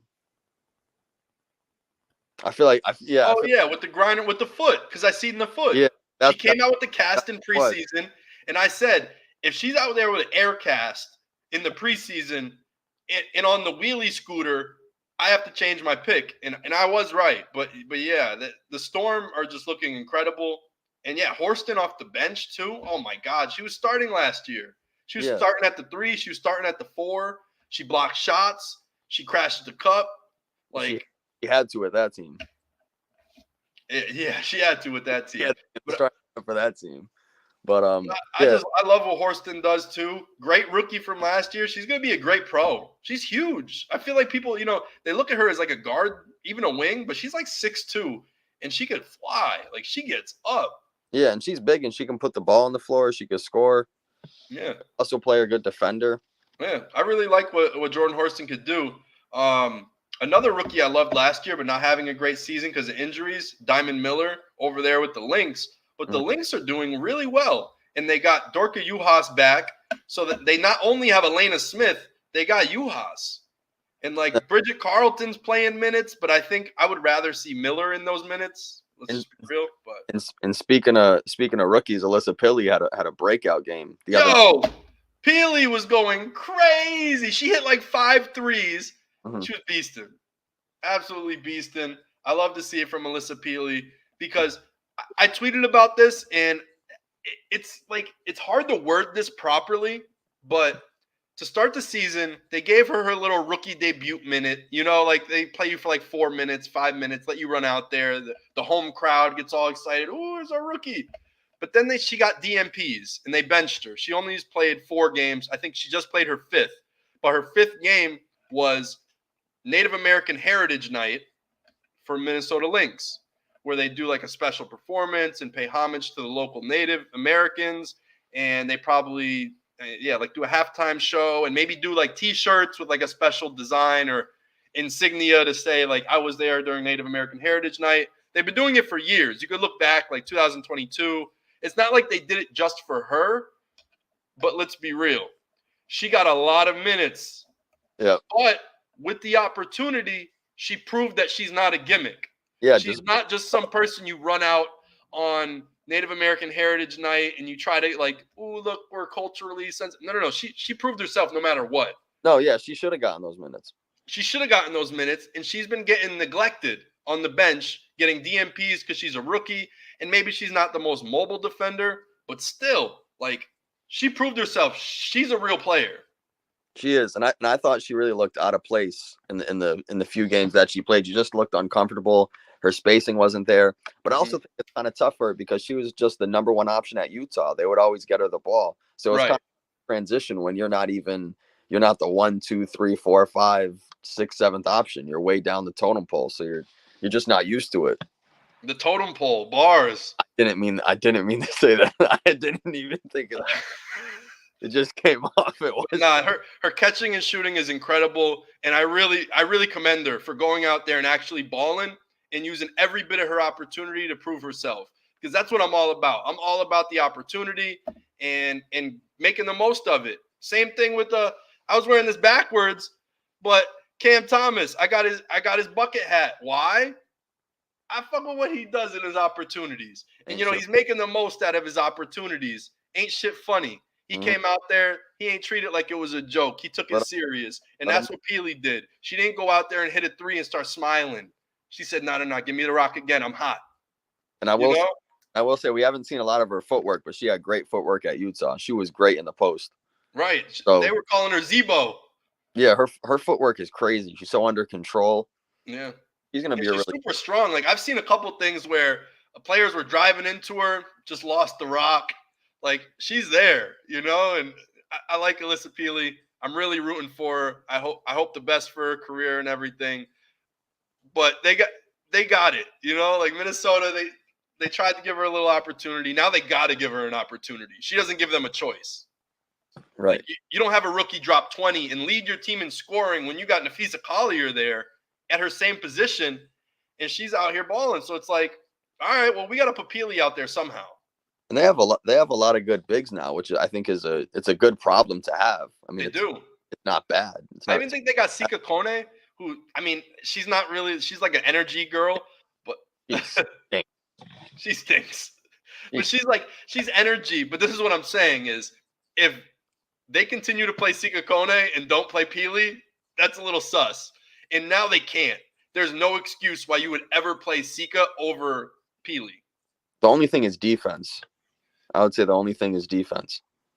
Yeah. That's the only thing. Yeah, Sika definitely has like a wider wingspan and everything, and probably can cover a little bit more ground, jumps a little higher. Quicker. But, man, that offense. You have so much defense with Juhas and Elena Smith. Elena Smith's a shot blocker. So is Juhas. They're great positionally on defense. So as long as you have some help and you have another defender there, McBride doesn't really play defense. So I get it. I get why you want some defenders. Right. I do. But what else? Tina Charles beasting over there for the Dream. Love to see it. That year off really worked. Yeah. I mean, I love Tina Charles. One of my favorite players ever. There hasn't been much rust from her so far this season. And Atlanta's playing really well, too. They're playing well, but they will play better. They're a sleeper team. I'm not saying they're going to do too much, but once they get Jordan Canada into the offense, like, come on, think about it. They're missing her. Starting point guard. Yeah, you got Canada. Then you'll have Alicia Gray, Ryan Howard. Who goes at the 4? Cheyenne Parker-Tyus. She's starting at the 4 now because she was coming off the bench. They've switched lineups. So maybe it was, let me see. I know Hillman was getting some minutes early. Obviously, Tina Charles was at the 5. One sec. They started. I'm completely drawing a blank on this. Who was the other power forward? The first game of their season, they started Parker-Tyus, Charles, Gray, Howard. They started Haley Jones the first game of the season. Okay. But they moved Tyus to the bench for a little bit, and then now I think she's back in it. Yeah, let me see. She hasn't started every game. Last game they started, they had the same starting 5 as they did. Yeah, they're back to that starting 5, but they switched it up because Tyus came off the bench. I know that because I was watching one of the Dream games to start from the tip, and Tyus didn't start. But anyway, what else do we have? Sun looked great. I mean, we're both Sun fans through and through. We've been going to Sun games our whole life, and I want what's best for the Connecticut Sun. We're undefeated. It feels like we can't lose. We have such a great team. But I worry about what we're going to do in the playoffs. I think we have a steadier ship now that Heideman's out because Heideman had so much variance, and she's not really like a player you could truly rely on every game. She's a hot and cold type player, and you just got to deal with whatever you get. Like that's what I see. But with Ty Harris at the helm, getting 30-plus minutes a night, I love it. MIP.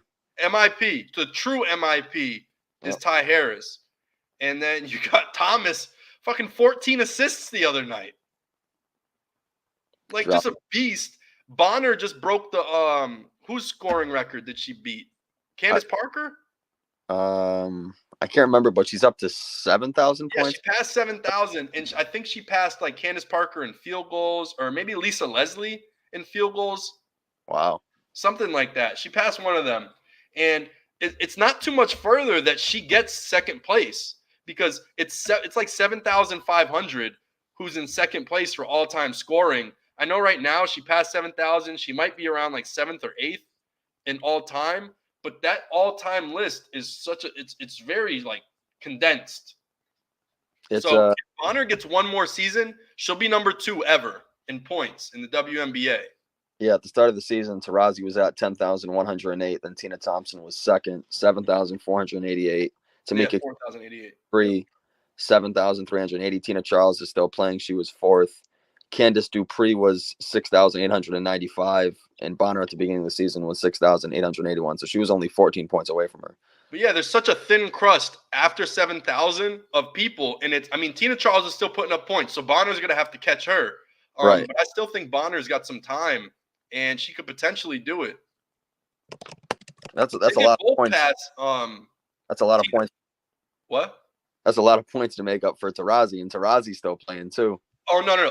They'll never catch Taurasi. You'll never hear me saying they're going to catch Taurasi. They don't have the time in their career left to do it.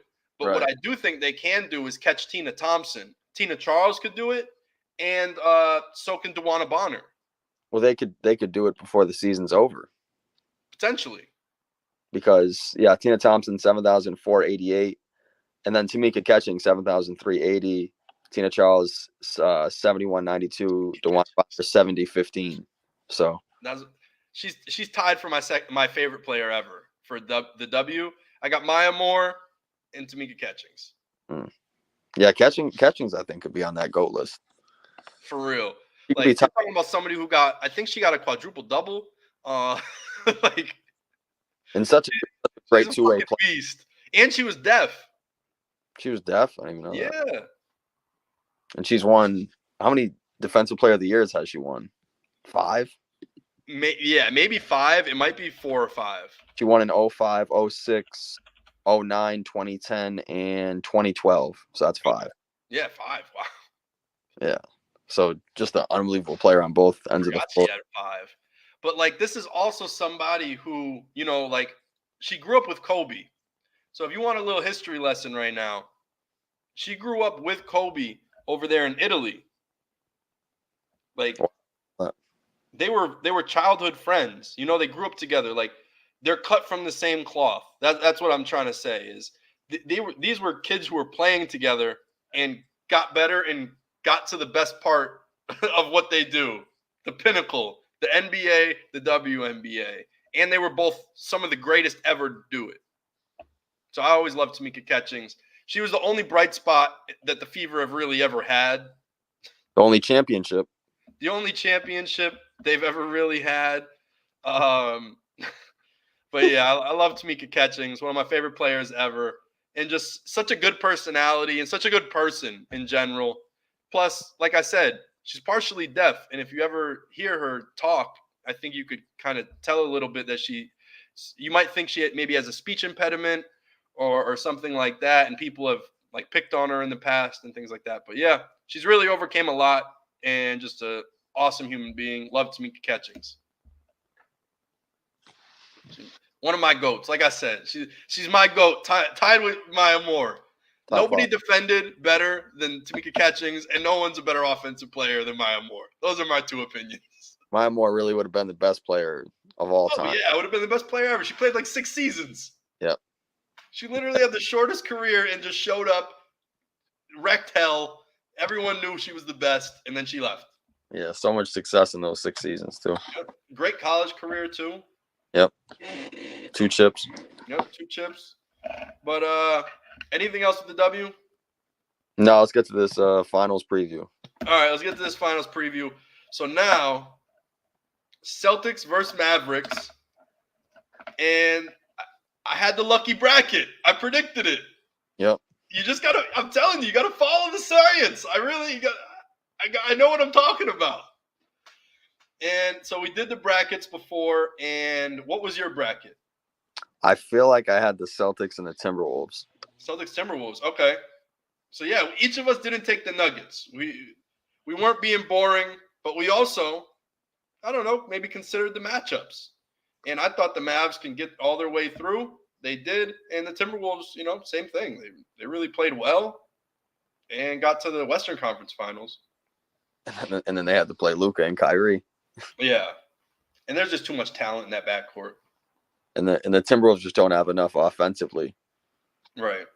All they really had was Ant, and Ant didn't particularly play great offensively that series. And Towns just didn't show up. He started to hit the shots in the second half of that game 5 when they were already down by 20 plus points. Same with Ant. He didn't get going until that second half when the game was well out of reach. Yeah, he was struggling from the field earlier in the series too. First couple games. What I'm disappointed in is Jaden McDaniels. I know he's just labeled as this lockup defender type guy, but he's got some offense. And I feel like either he's not doing it and really getting the best out of his offensive ability, or the team isn't, and they're not scheming him correctly. But the Duke can score.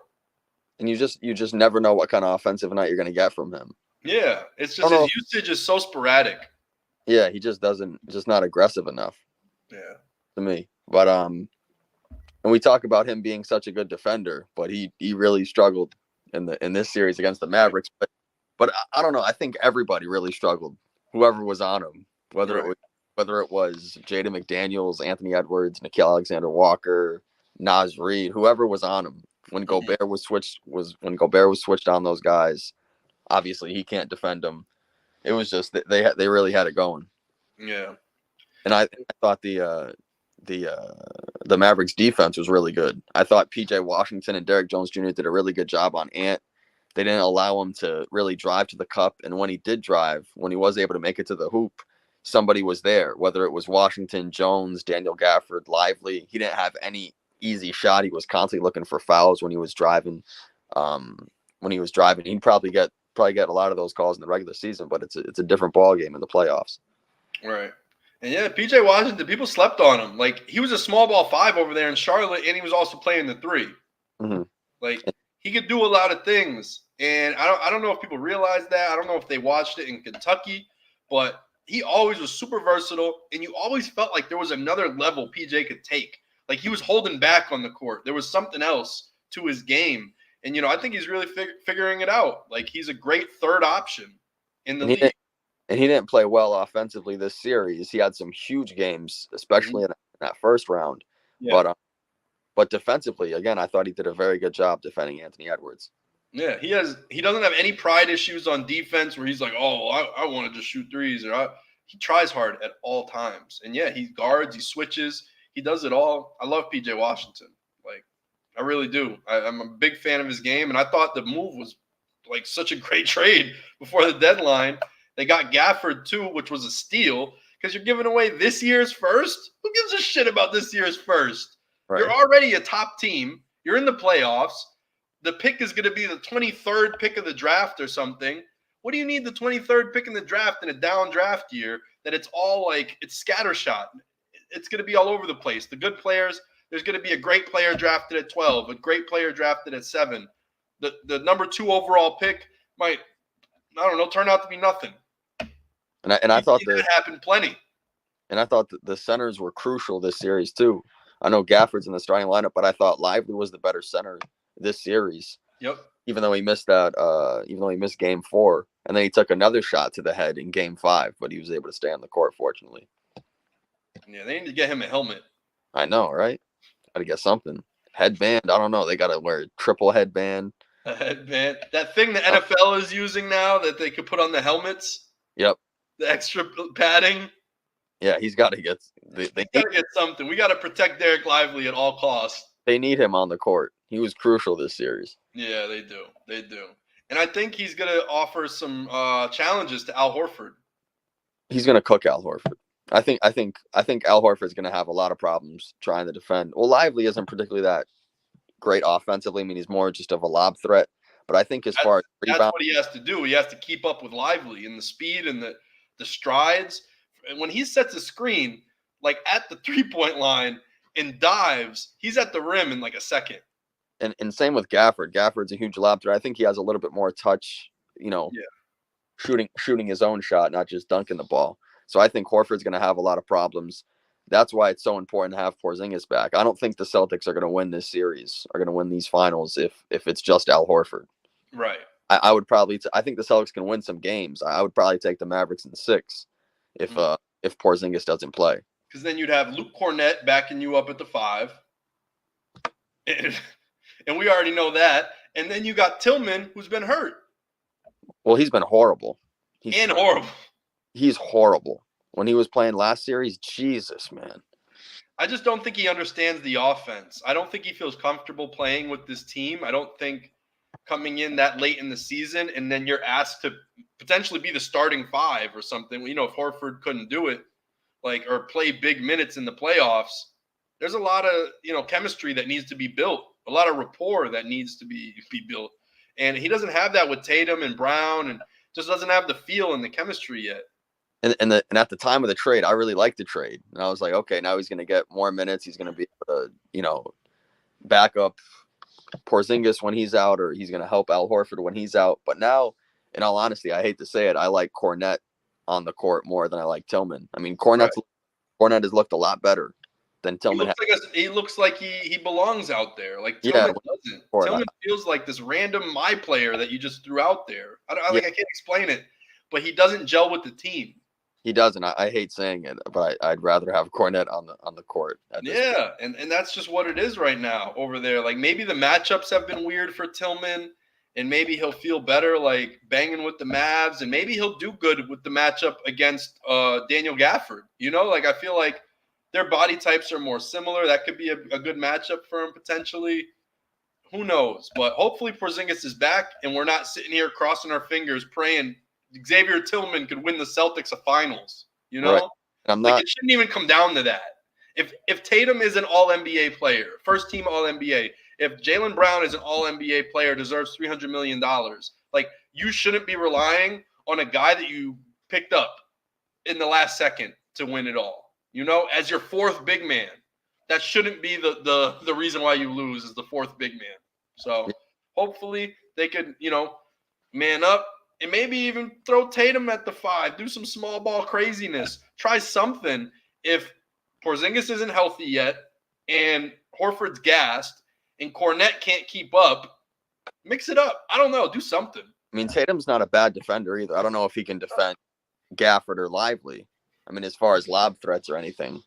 Right. But he's in shape. He has great cardio. So I think as long as he stays attached to Gafford, if he does get small ball 5. As long as you stay attached and you're physical and you're not completely getting pushed out of your spot, he should be fine. He should have the stamina to run with, Daniel Gafford, who doesn't dribble, who doesn't do anything really like that. So you shouldn't get too tired. I don't know. And we'll see how it goes. But there's a lot of things that they could do. But I do see something with the Mavericks to where they haven't even played Tim Hardaway Jr.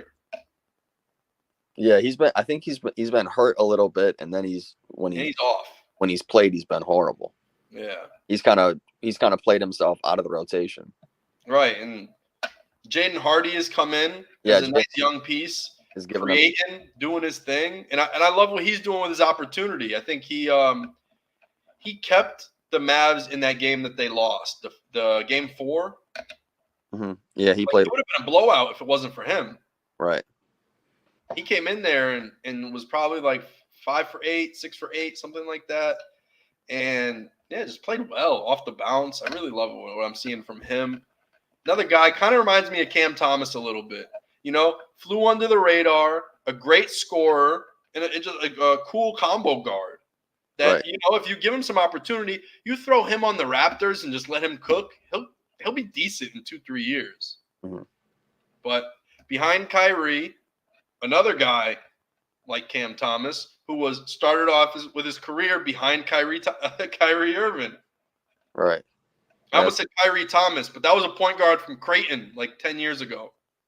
Didn't even know that. I seen him play in college when I went to school over there. Me and Ryan went to go see him. Kyrie Thomas. Was he nice? Yeah, he was dumb nice at Creighton.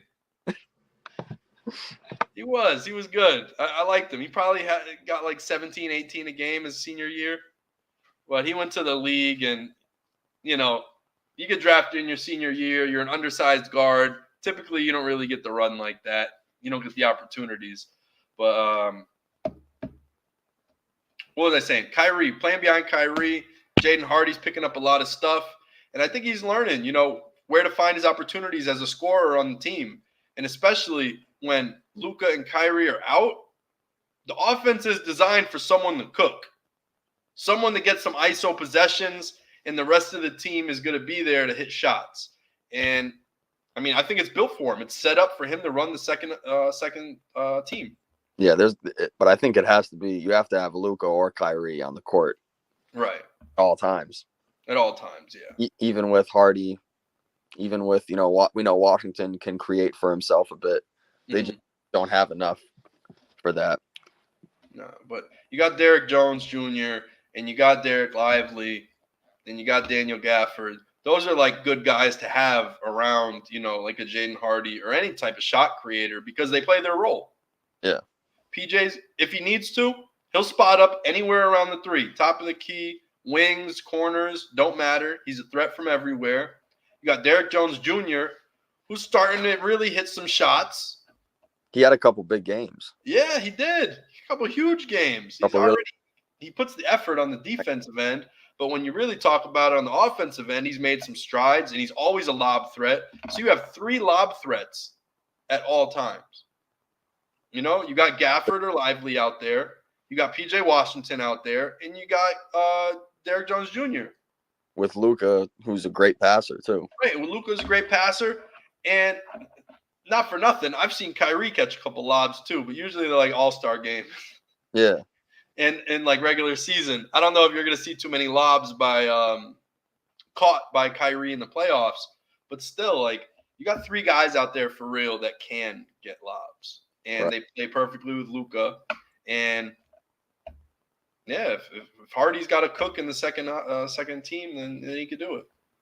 With that being said, I still think the Celtics are the better team with Porzingis. I'm going to say now, if Porzingis is healthy, if he's back for game 1 on Thursday night, I'm taking the Celtics in 6. Celtics in 6? Okay. So I'm thinking Celtics in 7, even with KP healthy. I'm calling Celtics in 7. They win the series. In the over-under, 228. What do you mean 228? Game 7. Oh, I'm setting the line. Oh, you're setting the line for the total points. Okay. I'm setting the line. You can place your bets in the chat. Over under 228. I think it's going to be a really fun series. I think Luka and Kyrie are definitely going to get a few wins. Oh yeah, definitely. They're not going to get swept. And now Luka has some time off to heal that knee a little bit. Yep. Because we know he hasn't really been 100% throughout the playoffs, even though sometimes it looked like it with the way he scored, the way he shot. But now he gets however many days he got off, 5, 6, 7 days. So that's big for Dallas, but also we'll see what Boston can do. And they say Porzingis is doing some drills and shooting, but they haven't really said much about him running, which is worrying me. But again, it's Sunday today, so we still have till Thursday. But we really haven't heard a whole lot about Porzingis, which is troubling to me.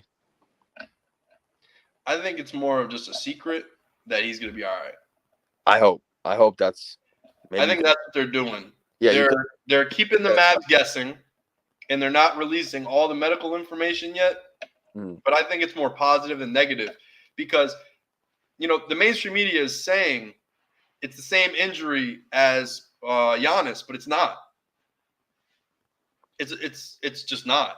They're 2 different injuries. They're listed at different grades, and I believe the location of the injuries are different. Like Giannis tore in like the belly of the muscle, like the middle of the muscle, something like that.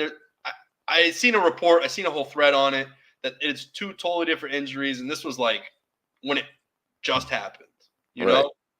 So I think that's more of the answer. I think he's going to be fine. I think if anything, they even could have, if the series went long enough in the Eastern Conference Finals, I think he would have came in and finished it. And I just think he's just going to enjoy the next 2 weeks of just resting, staying fit, staying ready. Yeah, I was going to say, I mean, you were already up 3-0 in the series, so maybe they weren't really rushing to bring him back. Right. And you knew, Tyrese Halliburton wasn't going to play. So, give him as much time as possible, obviously. Mm-hmm. Yeah, and that's what I think it was. Once Tyrese Halliburton got hurt in the middle of Game 3, or was that Game 2? No, it was Game 2. I think it was Game 2. Yeah, Game 2. At the end of Game 2, he pulled that hammy when he was playing defense, and he kind of like started walking all gimpy. But yeah, like at the end of Game 2, you already know you're up 2-0. Their best player is hurt, and then your second, the third best, I'd say third best player is, about to be healthy. You don't have to force it. Right. Where would you rank Porzingis in the Celtics starting five? At times this year, I think he's been the number 2 option. Yeah. When Tatum and Brown have had off nights, I think he's really stepped up and played incredibly well. And then there's nights where he's the 4th option, and he's fine with it. Right, because then you'll have, Drew Holiday, your boy, will have some nights. White. Derek White has had some really put up some stinkers in the postseason as well, but yeah, he's had some really big nights offensively. And that's another thing with the Celtics. I mean, Drew Holiday, some of those nights he can give you 20 to 5 points. Derek White can do the same thing and hit 6 or 7 threes. Mm-hmm. We know how talented Jaylen Brown and Jason Tatum are offensively. If you have Porzingis back, we know he can go for 30 some nights. I don't think the Mavericks have as many guys that can go off and carry your team. And they have the 2 best closers, I think, in this series. But I just think the Celtics have so many scoring options too. Mm-hmm. And I don't think the Mavericks have as many guys that can just go out and get buckets like that. I mean, you got Luka, Kyrie, obviously. And we've talked about PJ Washington having his big nights offensively and playing really well on the defensive end. But I think the Celtics just have more talent. They have a better team. Again, this is all with Porzingis healthy. I think that's a huge thing because I think defensively they're going to get cooked if it's just Al Horford and Luke Cornett and Xavier Tillman trying to stop that lob when they're trying to give it to Lively or Gafford. So I think it's going to work out for the Celtics. I hope so. I really do. I think it's their year. It just feels like their year. I think Tatum's also in a contract year. If they win the championship, they throw him the max. Now you got Jaylen Brown, you got Tatum. They're both on a max deal long term. And I think that is something that you could really build on and have a true dynasty with. Right. You just need to make sure you win this championship and you lock Tatum up, and you're good. I think they got to lock Derek White up too. That'd be huge. I mean, they got the Drew Holiday contract is ridiculous. I can't believe they re-signed that clown. I mean, he's really going to start doing his Vegas shit soon. He's been really good for us since. Wait till the finals, and he just starts dribbling off his foot. Because he was struggling through the first 8 games, and at some point, maybe Game 3, I want to say, of the Eastern Conference semis. Since Game 3 of the Eastern Conference semis against the Cavaliers, he's been really good, been shooting the ball a lot better, playing better defense, hitting some big shots. Well, yeah, because Andrew Nembhard and TJ McConnell are running the Pacers. I'm just saying, he's looked a lot better since Game 3 of the Eastern Conference semis. I know. They overpaid him. For a guy that was saying when he was in Milwaukee, remember? This was supposed to be his last year. He was talking about retirement. Literally, he was talking about retiring. And we're saying, okay, yeah, let's throw him the bag. 3 more years. I like them. I like the Celtics sticking with him. I don't like the contract. I like Holiday on the team. I do like Holiday on the team. I just don't like the amount of money they gave him. But yeah, it's what it is in today's NBA. You should just give that, to Derek White. But I do want to keep Holiday too. I do really like Drew Holiday. Yeah, that's why it's kind of tough. I mean, those guys are getting a lot of money. Those 3 guys, Holiday, they're all like secondary ball handlers, and you put them all on a team together, and it kind of works. Right. Like Drew Holiday doesn't want to bring up the rock every single play. Derek White doesn't want to do that. Jaylen Brown doesn't want to do that. Jason Tatum doesn't want to do that, but they do want to handle the rock.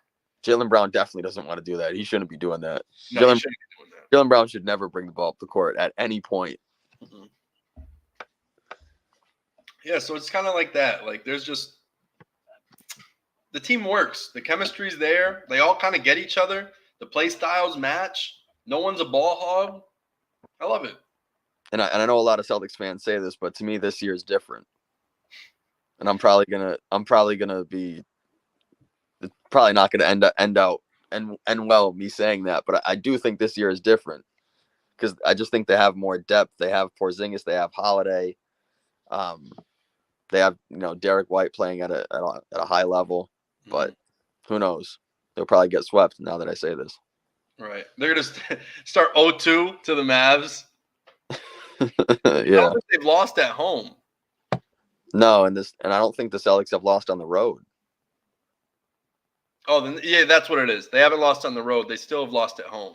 Because they're horrible at home the last few postseasons. Yeah, so that's what I'm saying. They might start 0-2 and then figure it out on the road.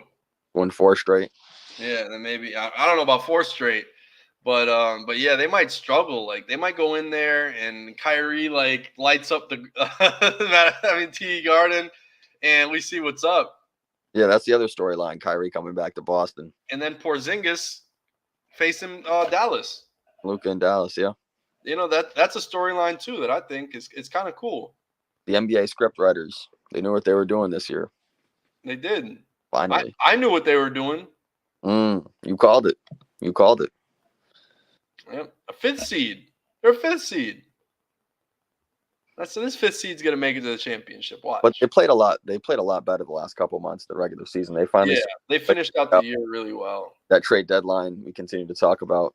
I think they finished the year last 30 games like 26-4 or something like that. I know the Celtics had it great too. The Celtics were number 1 after the All-Star break, but the Mavericks were number 2 after the All-Star break. So it makes sense. Yeah. They're the 2 best teams. They figured it out later in the year, locked in, and just been winning ever since. Right. So you got it. You got Celtics in 6. I'm Celtics in 7. What do you think the Celtics can do maybe next year to extend their run if they do win? Like we were talking about, I think I would like to re-sign. I would like to give or whatever Derek White's contract situation is, give him the bag. Mm-hmm. Are you happy with Richard being the backup point guard, the backup guard for them? I'm not really mad at that. I think he's been a little better defensively. This has been his best year offensively. Mm-hmm. Maybe get another wing off the bench. I would like another center. I don't like Luke Cornett. I don't like Tillman. I don't like Nimias Kieta. Mm-hmm. Al Horford's old as hell. I like Al Horford in short increments. I mean, if he plays 25, 28 minutes per game, I think he's really good. I just don't think he can go 36, 39 minutes every night. Mm-hmm. That's the only thing. I don't mind Horford being on the team at all and give him nights off. He plays 55, 60 games in the regular season or something. But I hope they add a center and maybe another wing for some scoring off the bench, because I still think their bench is really slim. So you don't like Hauser? I do not like Hauser, no. Oh wow, you're off of Hauser. No, he's a great regular season player. Yeah. But playoffs is a whole different ball game. That's true. So I would like another wing that can maybe put the ball on the floor more and get his own bucket, and then some kind of center to help with rebounding, offensive. So have you guys, if the Celtics got Kelly Oubre, that would be better for you than Hauser? Because he's a minimum guy who can go in there and score off the bench. Since he got hit by a car, he's been horrible. That's the only thing. He was playing his best basketball of his NBA career. Then he got hit by a car, and he's still bleeding internally or something, and he can't ball anymore. I don't know what happened to that guy. I really don't. Hit by a car. He came off of 20 points a game last season for Charlotte, or 2 seasons ago, And I can't believe he only signed a minimum. Like, everything about it didn't make sense to me. Like, all of it sounds crazy. He started to shoot the ball with more efficiency too. Ugh. And then he got hit by a car, and then it was. Then he got hit by a car, and now he's got a bad back. But pre-Kelly Oubre Jr. being hit by a car, I would take Kelly Oubre Jr. Right. But that's the thing. I wouldn't mind Oubre off the bench. And plus, also, you give Tatum a night off, you put him in the starting lineup. Give Brown the night off, put him in the starting lineup. I wouldn't be mad at that. But a center, like Isaiah Hartenstein, I don't know what his contract is. I don't know if he's a free agent or anything. I would like Isaiah Hartenstein would be great. He could score. He's got that little lefty push shot. He's a great offensive rebounder. I wouldn't mind Hartenstein. Hartenstein would be good. Podol? Yeah, Jakob Poeltl. You could bring Jakob Poeltl. He's another very good offensive rebounder too. Wouldn't mind that. Andre Drummond is a great offensive rebounder. He's an idiot. But we have Drew Holiday. We already have Drew Holiday. Yeah, you can't have Drew and Andre Drummond out there. But Drummond's a great offensive rebounder, and I really would like more rebounding. But it's a lot of idiocy on that team. So a lot of nonsense. A lot of tomfoolery. I think too much tomfoolery for that Celtic squad. Drew Holiday is like two players with some of the plays he makes. But not Drummond. Yeah, I think I wouldn't mind Hartenstein on the team. I really wouldn't. Hartenstein, I think Hartenstein would be solid. I mean, he'd be solid on any team. I seen him on the Clippers a few years ago, and I'm like, I love this guy. Like, as a backup big, he's awesome. Comes in there, makes passes, isn't selfish, isn't stupid with the ball. He has IQ. He keeps his head up, looks to make a great pass, and he gets rough. Yep. Gotta love a center who gets rough. Like, you can't go out there and just be soft, letting everybody run around the paint. Like he's always gonna bump somebody. Like Luke Cornett. Right, like Luke Cornett. Luke Cornett, soft as baby shit. And this man won't even fucking shoot a three anymore. He came in stretch 5. Now all of a sudden he can't shoot in the league. That's all they want. Right. That's the part I don't get about Luke Cornett. Way. You just did the opposite thing. You just went the opposite way that the NBA was going in. He was a shooter in college. Like, it's not even like he developed a shot and then forgot about it. Like, you came up a shooter. And he was shooting with the Knicks. Right, and he was shooting with the Knicks. Had a great season with the Knicks. Everyone loved Cornett. As like a role guy, but Yeah. Fan favorite. Yeah, fan favorite. Ugh. But yeah, Celtics in 6. Celtics in 6. All right, I got Celtics in 7. If Either way, Celtics taking it. I don't know if I'm saying all that, but we'll see. We'll have what we're gonna have. Talk about one game next week. Final start Thursday. Yeah, and we'll do a final little segue into WNBA fast break, and I'll show you my lineup for today. Let me see. Can you see this good? Yeah. All right. So it's 5 players who will combine for at least 30 rebounds and 15 free throws. 30 rebounds. Enrique can definitely get the free throws. She can get the 15 free throws herself. Yeah. Howard on quite a bit. Same with Stewie. Yeah, those 3 right there probably could do it for you. Right? Fee, Stewie, and Enrique. And then I got Howard, who gets to the line and gets some boards. And then so is Tina Charles. And even if one of them is having a bad rebounding night, I think the other one will probably make up for each other. Yeah, and the rebounds, Collier, Stewart, and Charles can do that for you. I was thinking about, so I got an offer while I was on here. It almost seems too easy. I got to see what just sold. Oh, my Stewie moment sold. Nice. How much? 54. Big money. So check this out. This is what I was telling you. So before the season started, let's go to 209. I bought the card for $24. I sold it for $54, and I held it for 2.5 months. But that's more than doubled my money. Right. And that $24 would have just sat in my account doing nothing. That's the way I see it.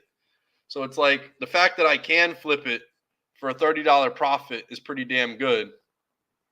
And yeah, I don't even know if technically Stewie could be in my lineup anymore because I believe I already used Stewie. Damn. Because I used her earlier in the week. Bro, I'm having a terrible week. Right here, Stewie put up 13 points this night. Yeah, I don't think Stewie could actually go here. It's a good night to use her, though.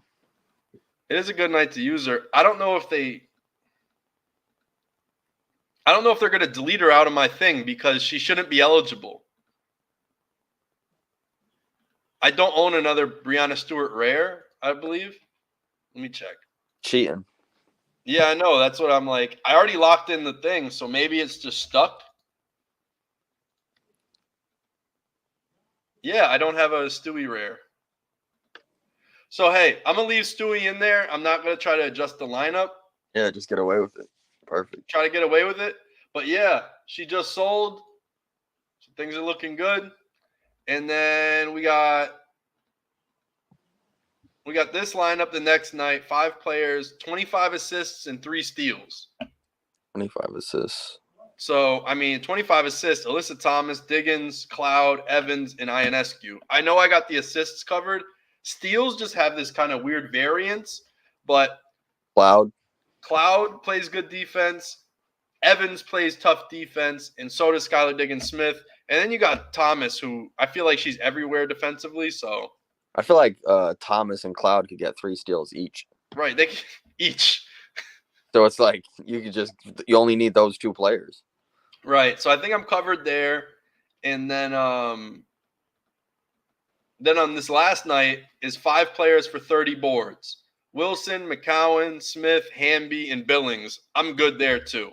Easy money. It's almost too easy. It's for real. Where it worries me how easy this is. Exactly. Like tonight and 2 nights from now, those look way too easy. Or 3 nights. But like this first night, I lost 80 points. That's 16 each. 20 from Copper, 10 from Plum with Chelsea Gray out. I can't believe it. Gray has a 19-point game. Stewie puts up a stinker, 13 points, and then 14 from Tarasi. So I lost by 2 points, 2 baskets, 4 points. It's hard to trust Tarasi with anything at this point in her career. But she had 28 the other night. She was scoring big. Like, I don't know. I just on a nightly basis. Yeah, I know. Unfortunately, that's why I didn't pick her up in fantasy. Broke my heart. And even Stewie, 13 points, the MVP. She's had a lot of stinkers this year, at least for points. And then the next night, 25 rebounds. Look at this. 5 3-pointers made. I got 7 threes, and I was 1 rebound short. God damn. Kia Nurse, 1 board. Lloyd, 1 board. Mitchell, 2 boards. Yeah, that one's kind of tough with the rebounds. With 3 players getting 4 rebounds and they all get 30 minutes a night, I just think that's insane. Right. Like, they were not hitting the glass. Ezzy played well, hit her 1 3, 8 boards, and then Boston even hit a 3 and 12 boards. So, like, this was a great night. Still didn't win, though. I won this night. This was easy. This was 5 players, 25 field goals made, 20 assists, and I crushed it. This was the night where Thomas, 14 assists, 12 field goals made for Asia. And then I lost last night. Tell me this ain't bullshit. Top Shot out of nowhere, the only game of the day, and they just only do 3 players. Well, that's why. Well, no, that's not why. They wanted me to buy Caitlin Clark because Caitlin Clark just came out and she's $200. But it was 3 players to get 3 blocks and 5 threes. That's a crazy requirement. But luckily, Boston, 4 blocks. She actually got 5, and she didn't get credited for a block on Cardozo. Mm-hmm. She went straight up, and Cardozo went up, and I believe it was tipped, but they didn't credit it.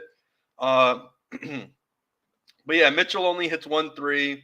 Mabry hits 2, but it just wasn't enough. Damn.